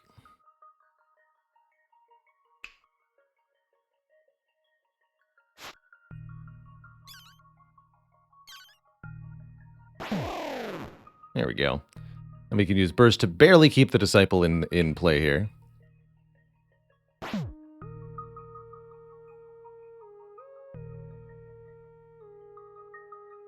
So am I seeing that right? Glow will allow the sinew to do? No, it will not.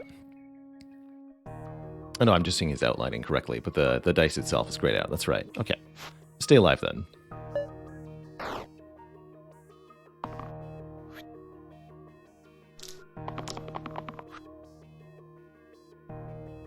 Beat damage, single-use self-heal. Sure, that's the good side. Double shield and +2 mana. Those are all pretty good rolls.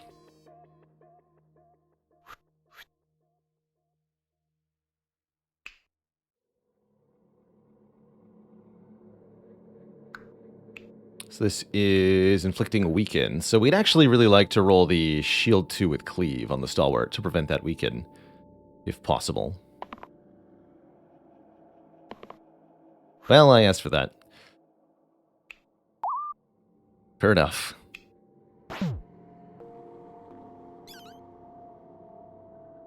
But we can use glow now. And it's not so bad. We do still get weakened, though. That part I'm not in love with. Keep the gambler intact.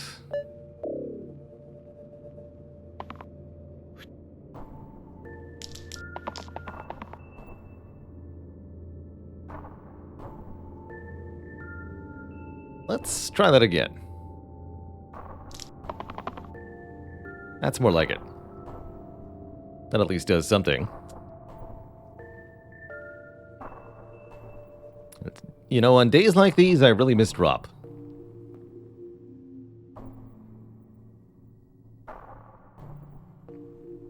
Alright, we'll keep this one, I guess.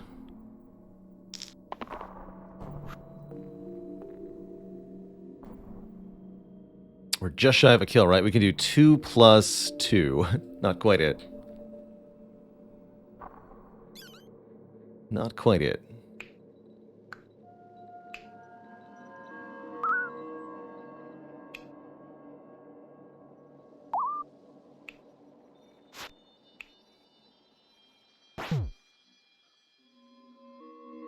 I could use glow here as well if I wanted to, but I think it's better to just use the burst. For 2, save the 2 mana, and then we can burst. No, I'm not going to let you escape after all that. I'm going to kill you. How dare you think you can get away?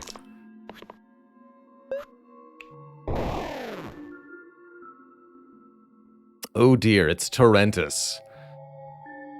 This horrifying monster. There's no way to defeat Tarantis without losing at least one of your heroes, as far as I'm aware, because when you remove this orange hit point from Tarantis, the topmost hero is devoured instantly. Spooky. Very spooky. Are we Gambler or are we Dancer? 1 damage cantrip. Gain a reroll cantrip. 1 damage cantrip. 1 damage to all enemies. Rampage Pain. Can be reused if it was lethal. Oh my. That would be a really good time to have that. Or Bash. We're upgrading our sinew. The Bash says 5 damage to the most health enemy. 7 damage exert. 2 damage. Bonus equal to their shields. Can you give double steel?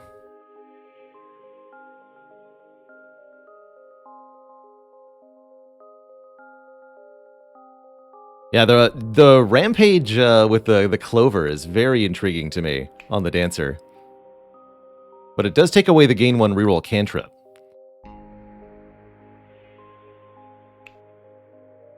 Stun an enemy. Also pretty spicy. I'm really liking the Bash as an upgrade to our sinew. These 4 damage exerts are just really not cutting it these days. Let's do that.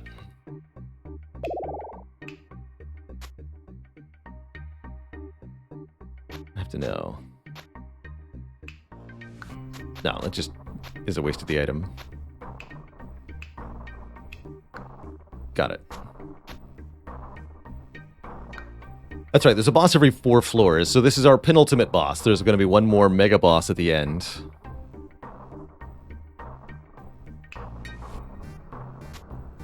Yeah, this might be a time to not have the clover equipped. on Stalwart, actually. Remove that bit of unreliability.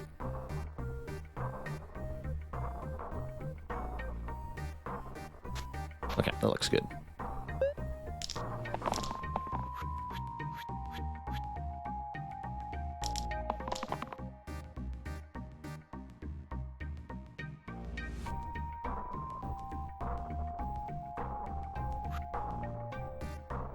So we'd like the Stalwart to roll one of the cleanse sides to block this poison attack. 3 damage, poison, and weaken. Yeah, so if we can block that with cleanse, that'd be great. The spiders are doing little attacks. This one's adding more poison. And I think just doing 5 with the bash is a great idea right now. Let's re-roll these 3 sides. I would love to be able to cast blades in this fight. This is where the blade spell is putting in the work. There we go. Shield 3 cleanse on the disciple is what we want. Does the gambler gamble, or do we take the 3? Pretty willing to take the 3 at the moment.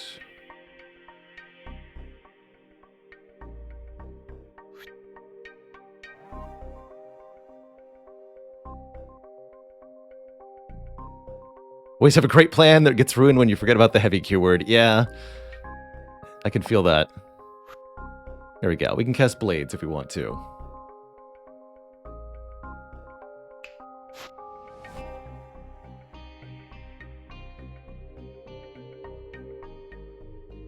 This has to target Tarantis. It is so.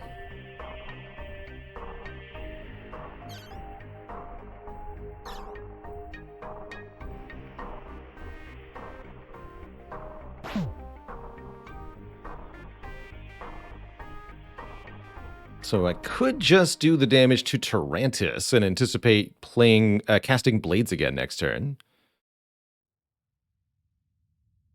to wipe the board. That feels like the way to do it, is to just rush down the boss here.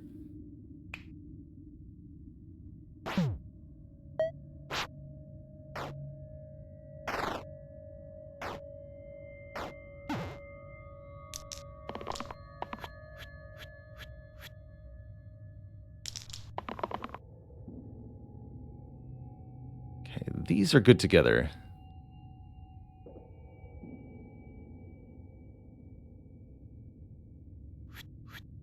I'll keep those 2.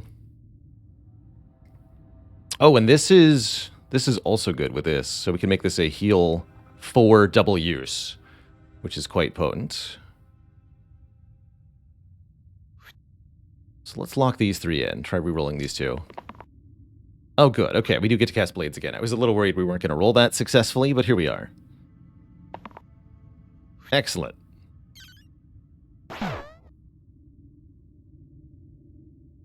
So, unfortunately, the gambler's going to get devoured. Although it doesn't have to be this turn. It should be this turn.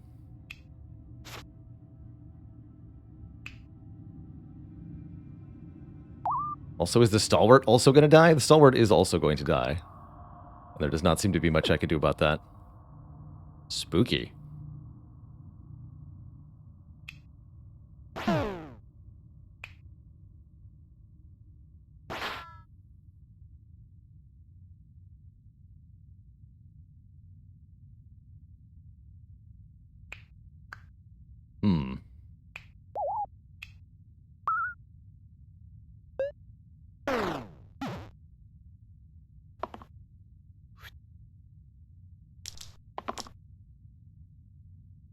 There we go. Can even do a revive if we want to. Welcome back, Gambler. Bloop. So note that even though we revived Gambler, they're starting this fight at half health with 2 snipers. The enemies aren't going to let up here. It's a bit spooky. And a reminder that we revive at 3 health. That's another one of our curses. Gauntlet. +1 to all damage sides. All damage sides?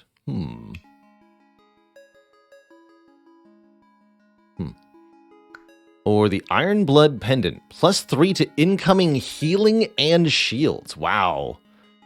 Oh man, that's insane, actually. Because of the steel keyword that we have as well. Well, I'm going to take that. That's crazy. But who wants it? Easy peasy on the on the stalwart, I suppose, right?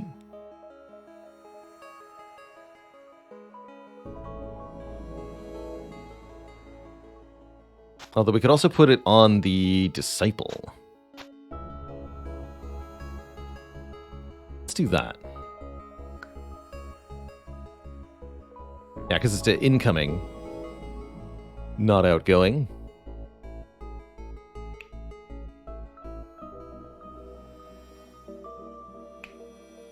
If we want to use Bash's steal ability, we have to put it on Bash, but then we have to have somebody else have no items slot, no items equipped, and I'm not 100% sure who I'd want that to be right now. I guess I could unequip the items off the Disciple.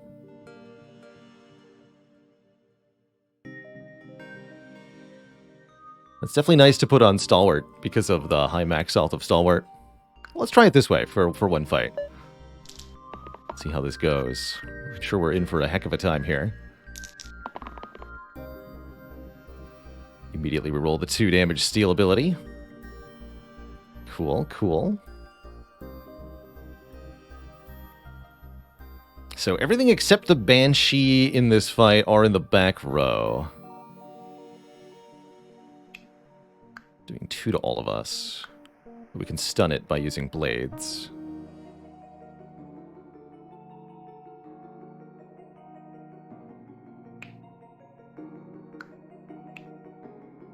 This is 3 damage poison. Probably want to shield these 3, actually. Gambler's getting absolutely dunked. Disciple's getting absolutely dunked. What can I do about that? Not much, because the snipers have 3 health. Tough.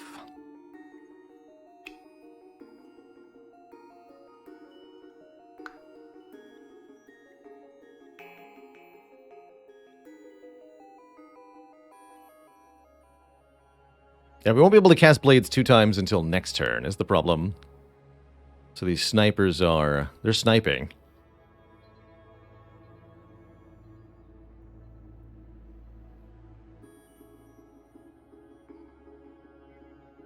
So I think we may want to try rolling better than this.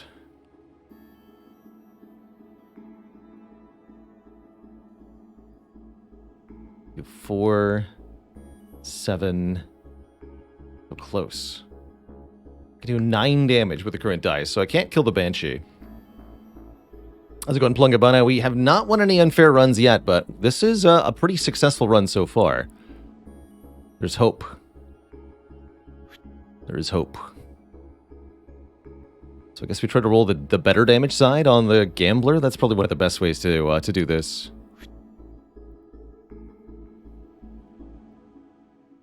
That's right, the Disciple's going to get more armor than advertised, so she'll be fine currently. So yeah, we want to armor these 3. I think we roll for something better on the Disciple here. On the Artificer, excuse me, and on the Gambler. That'll do. So now we can also burst, which lets us kill the Banshee if we want to.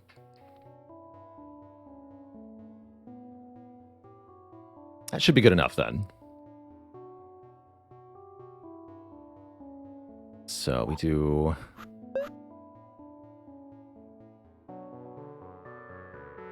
we do want the bonus damage on the Bash then. Let's try to remember to use Artificer correctly 4th.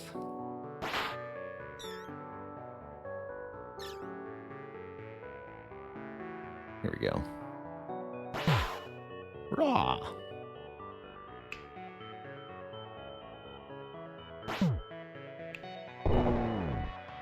Gambler does still get killed, though. But I think that's gonna have to be fine.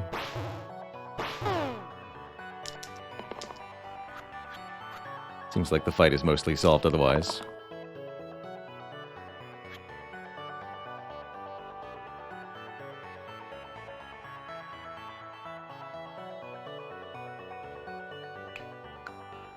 Is 2 damage.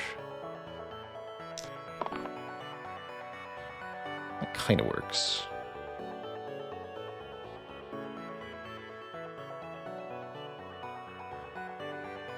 That should be good enough. Although, yeah, you've got a blank side. You also got a revive. That'd be kind of nice. Eh. It is okay.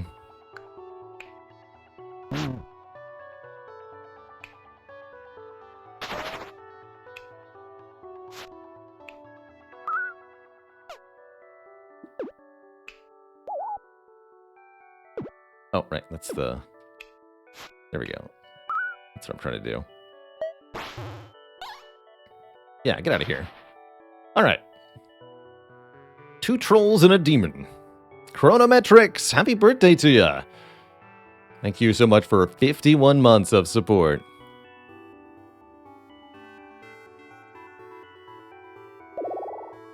Ooh, the sharp shot. Kill an enemy with 5 or less health. Bunch of 3 damage ranged. 2 damage ranged copycat.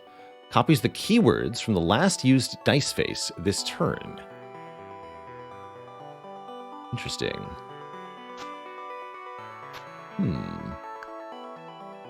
Or the witch.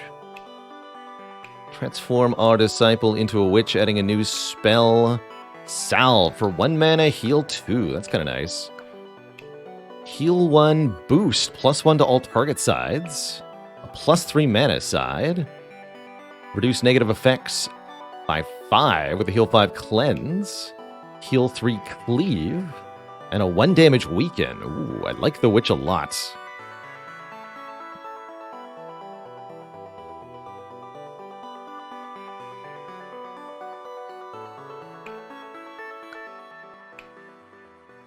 Yeah, I think it's about time we got rid of this disciple. This revive side in particular is not doing it for me.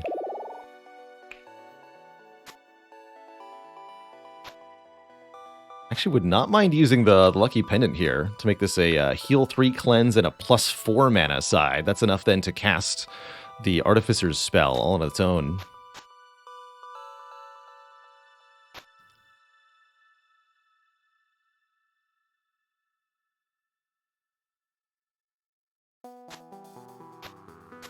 Do like having 1 more max stored mana.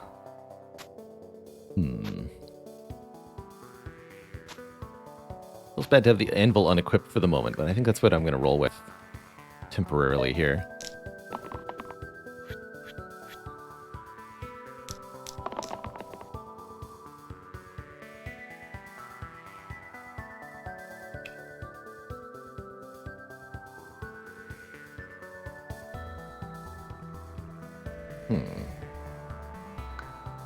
So that hit point of the demon grants on hit do a ton, apparently. We are taking mass damage. Bash would have to target a troll. We should be able to stun the demon with the bash here. That's not completely a bad idea. But it looks like these trolls are going to be a big problem for us overall. Yeah, just casually wipe the whole party turn 1. No biggie. NBD. Ain't even a thing. And thankfully, Salve here is going to be awesome. We can heal 2 for 1 mana. This has no cooldown. So this 4 mana side is heal 2 4 times, which is going to help a lot with stuff like this.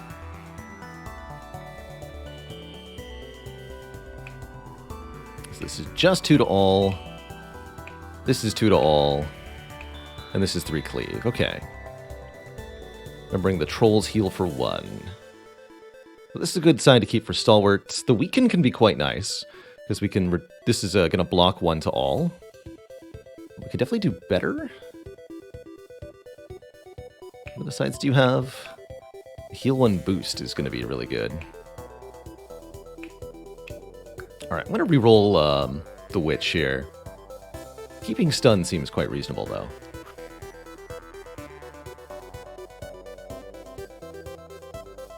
Let's reroll all these sides. Heal 3 cleave. 3 damage self-heal.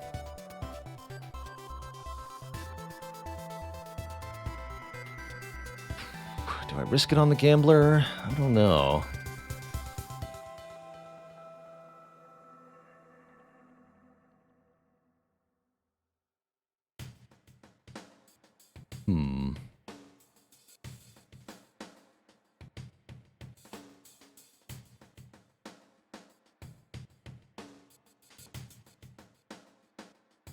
I think we have to keep that. Let's reroll this, though.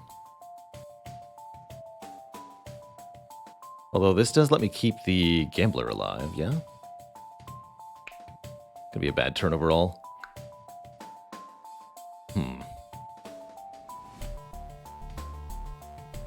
Alright, yeah, let's just lock this in.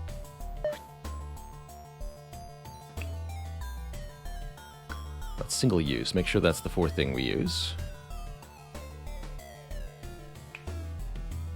Shield these three.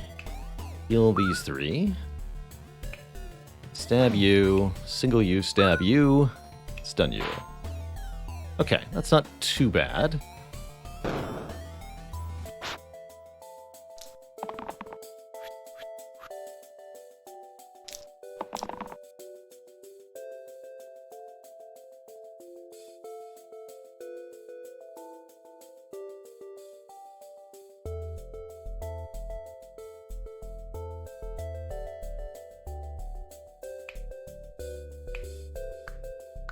Demon is trying to summon an imp.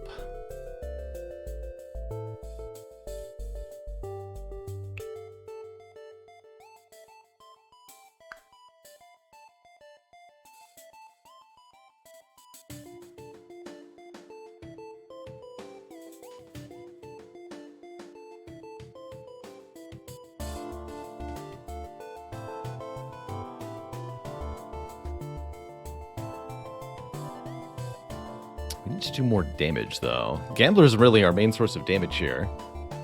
We don't have a whole lot of ways. Well, the bash, too. We would like for the bash to roll some decent damage here, actually. So I'm going to reroll out of this stun, I think. What does boost do? It's going to improve the base value of another character's side. So we can do some interesting stuff with boost. I think I might rather have a weaken this turn. Reroll.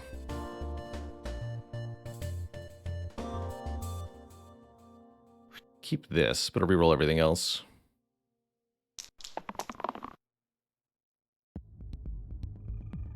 Okay, that could be a lot of damage. What is damage equal to current mana? Oh boy. Okay, we didn't blank out. That's good. That's good. That looks excellent, actually. The bash can do tremendous damage with the steal effect here if we want to. And they're being targeted by basically everything, so... Good. Good. I actually want to know how this works.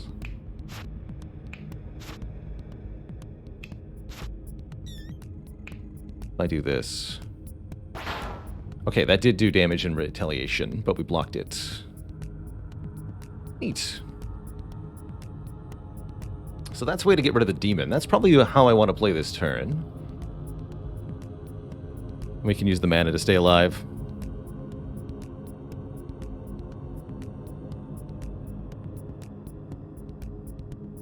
Zagasu, would you call this a dicey situation? Or is that a bald-faced lie?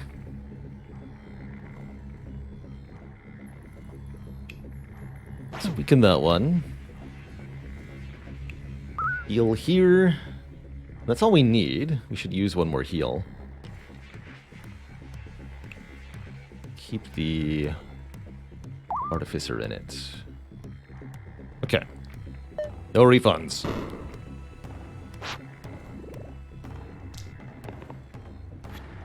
The double foot. Something is afoot. There we go. So... Let's see, we can do Burst and Blades, so we can do 4 from spells, 7 from the bash, which is 11. We need 4 more to get a kill, yes? So really only the Gambler rolling the good side will do that. The 3 Cleave seems really good right about now.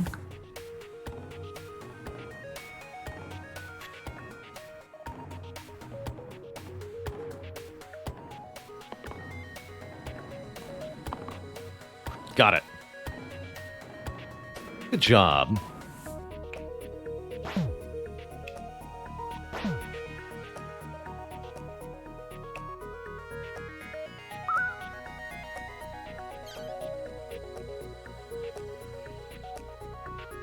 Guess we'll just burst it to kill it. Like a double salve. Gambler. Block here, block here. Situation under control. Or it was, anyway. Not looking so great now.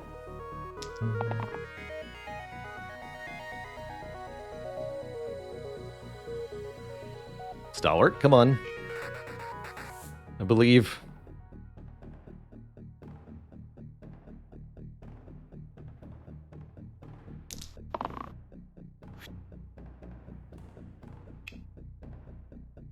This is the heal 3 cleanse. Got it.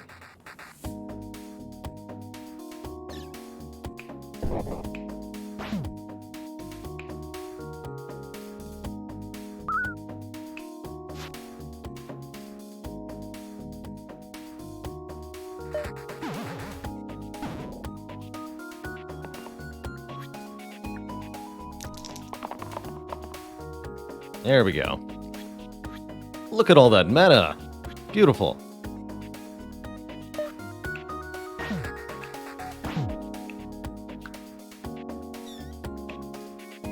Eight damage.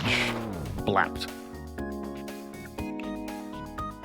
2,000 dice. We've unlocked a coin. Neato. Time for some fanatics. Finally got everybody back to full health at the start. That's quite nice. And we get a new item here, a tier 9.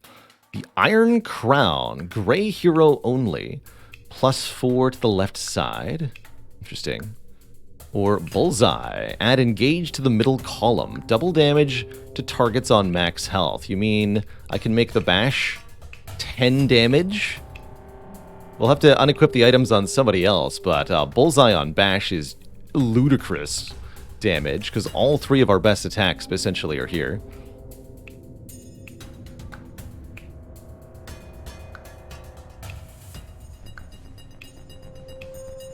That doesn't work on Artificer. Does work on the charged one, though. That's kind of cool. But yeah, the Bullseye on bash is absurd here.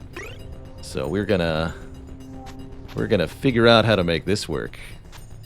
Unfortunately, we can't double benefit that. What else item would the bash like, then? This doesn't work with... no.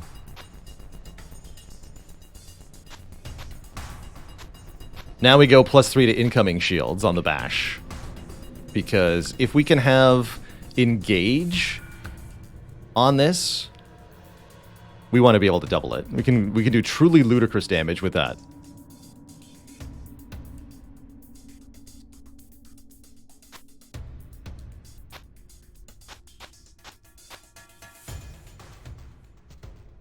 I think that means I'll just go no item on the witch then. For now. Keep the anvil and the clover unequipped. That feels right. Yeah, Bullseye's a complete game changer. We should be able to one-shot one of these fanatics.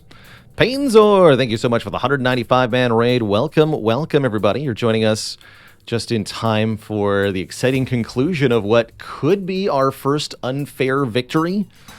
To give you all an idea of what's going on, this run of Slice and Dice took the route of many, many tiny curses rather than one big curse. So we have a whole bunch of small penalties that are adding together on this unfair run. The important ones to remember, we can't use burst more than once per turn. All of our heroes take damage every other turn. And don't forget, we die on the end of turn 8. No biggie, right? Everybody dies. Easy.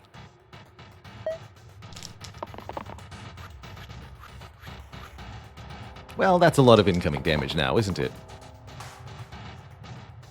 Alright, there's a 10 damage. 10 damage attack, anybody?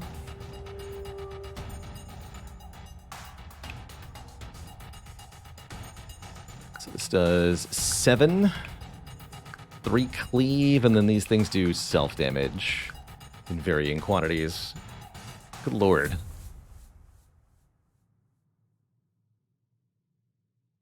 That's true. Doom is only 8 damage. Wouldn't mind weakening this call. Weaken's okay here. It's only the 3 mana side. I'll just lock in the weaken. Stalwart would rather roll any of the other block sides. Give him 1 reroll. Okay, lock that for sure. Lock that. This is passable. This plus this lets me actually kill a Fanatic successfully, so let's do that. We can kill 1 Fanatic and we should be able to stay alive. Looks like we want to kill the one redundantly targeting the Stalwart. Kill this one.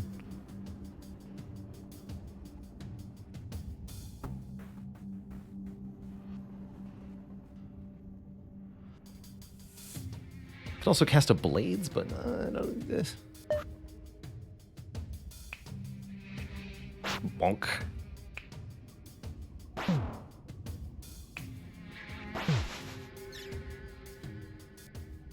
Okay, so here's where things stand. The Stalwart can keep both the Gambler and Artificer alive, which means I am allowed to just cast Blades. Let's do it.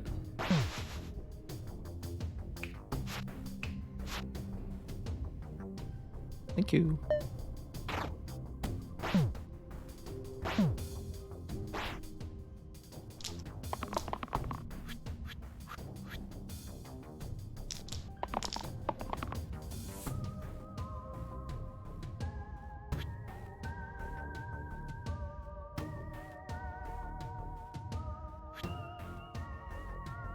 So the basket's 5 shields, and then this kills something.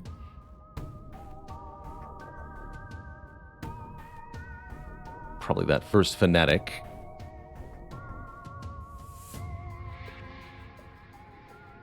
I'd like the Artificer to roll something else. Heal 5 does seem kind of useful this turn, though. Although 1 damage would also be useful.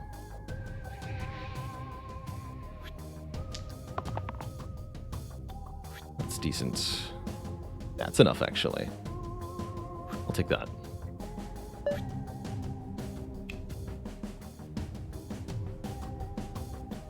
Lock these 3. You kill this. You kill this.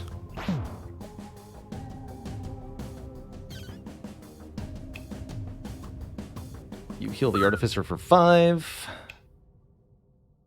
Gambler's gonna die, though, huh? Guess I'm okay with that. For killed by 5 seems pretty impossible to fix here. At a glance. Though, let's take a one more. What if I do this? Yeah, we're not going to be able to save them all, right? Doesn't look like it.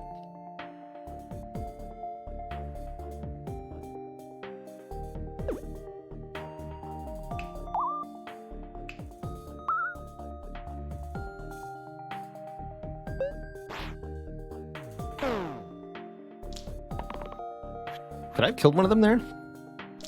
I had lethal. I completely missed the fact that that was available.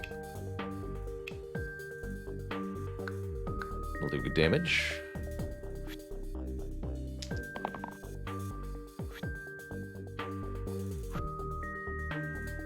Not an ideal roll for the witch, is it? Try one more time. Okay.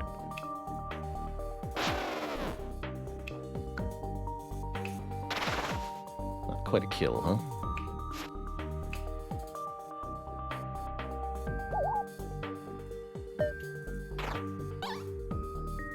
Let him go. Alright, we have a little bit less health on the Gambler for the dragon fight. That is a bit of a scary thing. But we do get an upgrade to either Venom or Assassin. Poison. Definitely a nice way to deal with a dragon. Kill 3 cleanse is nice too.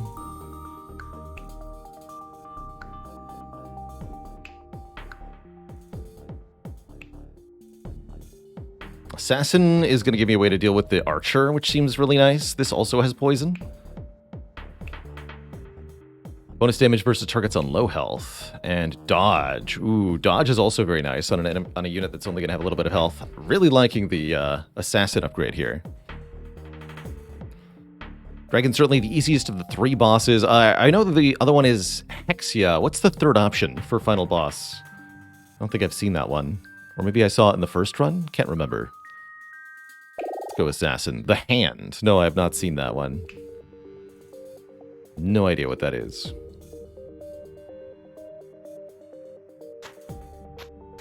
Alright, is there any use for this egg anymore? Theoretically, it might do something on the Artificer. Yes. Think about that for a moment. So we don't want to use the arms on the Artificer anymore. I don't think we're going to have those equipped. Bonus on the poison is interesting. Bonus equal to shields on... This is also pretty interesting. The potential to double there. We just discard the egg. Oh, No, let's well do it this way then.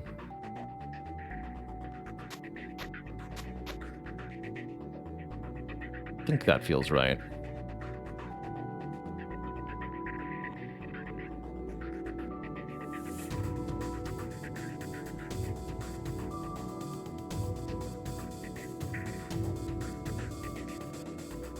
Okay. Our hand is unlocked with a 2 streak on hard. Gotcha. Hand gives your whole team +1 to all sides. Wow. That I've got to see. Alright, here goes. Maybe should have checked what the dragon can do. I like a poison breath, though. We can probably stop that. Assassin is not being targeted this turn. The bash could stun the Caw. So what are the dragon's things? 15 damage to our highest health character. 5 damage to everybody. Or a 3 damage poison cleave, which is what the stalwart is good at countering mostly. Definitely keep that. Might go for the heal 1 boost to try to improve the stalwart's cleave or something.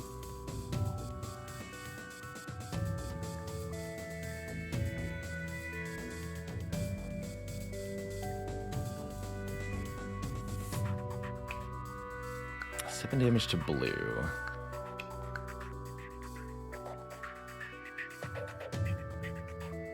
I can use blades to kill the archer.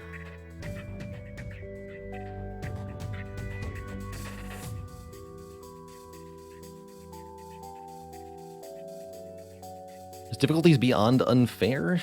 Oh yeah, there's hell mode, which as far as I'm aware is intended to be basically unbeatable. More or less impossible to actually win. Just for the masochists.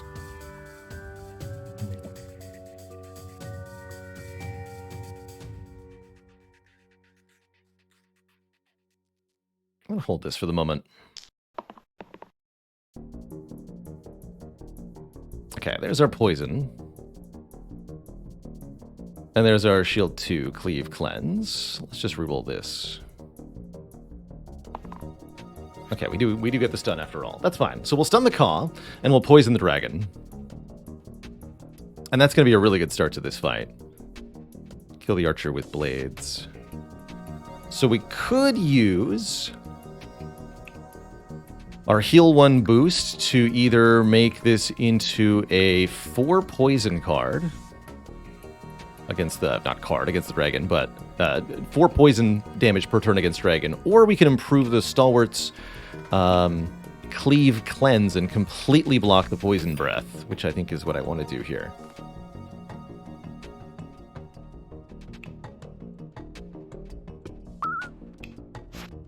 So nobody will get poisoned at all. We're stunning the Caw. So the Artificer stays alive. These are both single use, so it doesn't matter who goes here.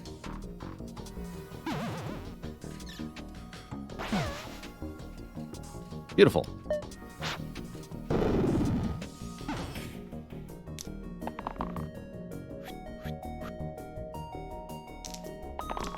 Another lucky roll with the Poison Breath.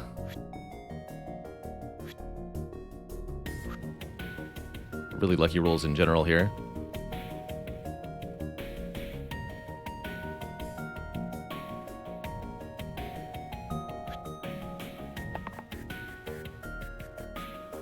One more time. Cool.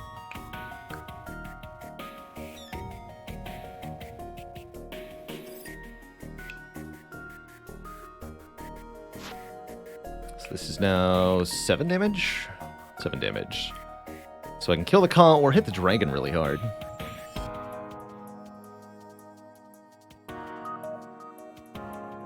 Oh wait, and we're not shielding the right people. You gotta get shielded. You get healed. There we go.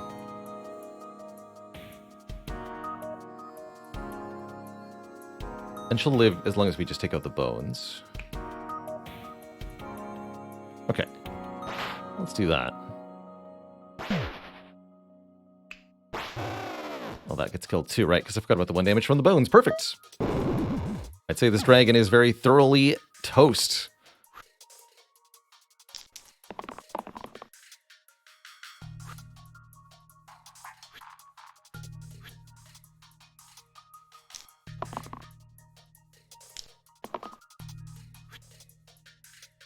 Easy peasy.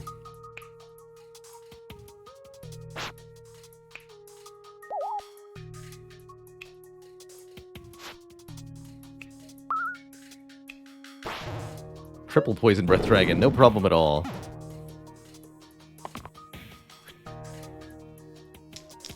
It's all it wants to do.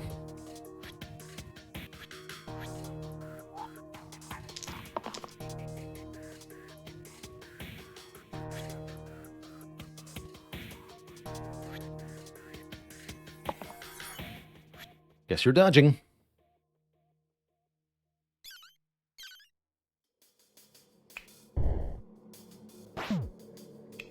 Stun the dragon.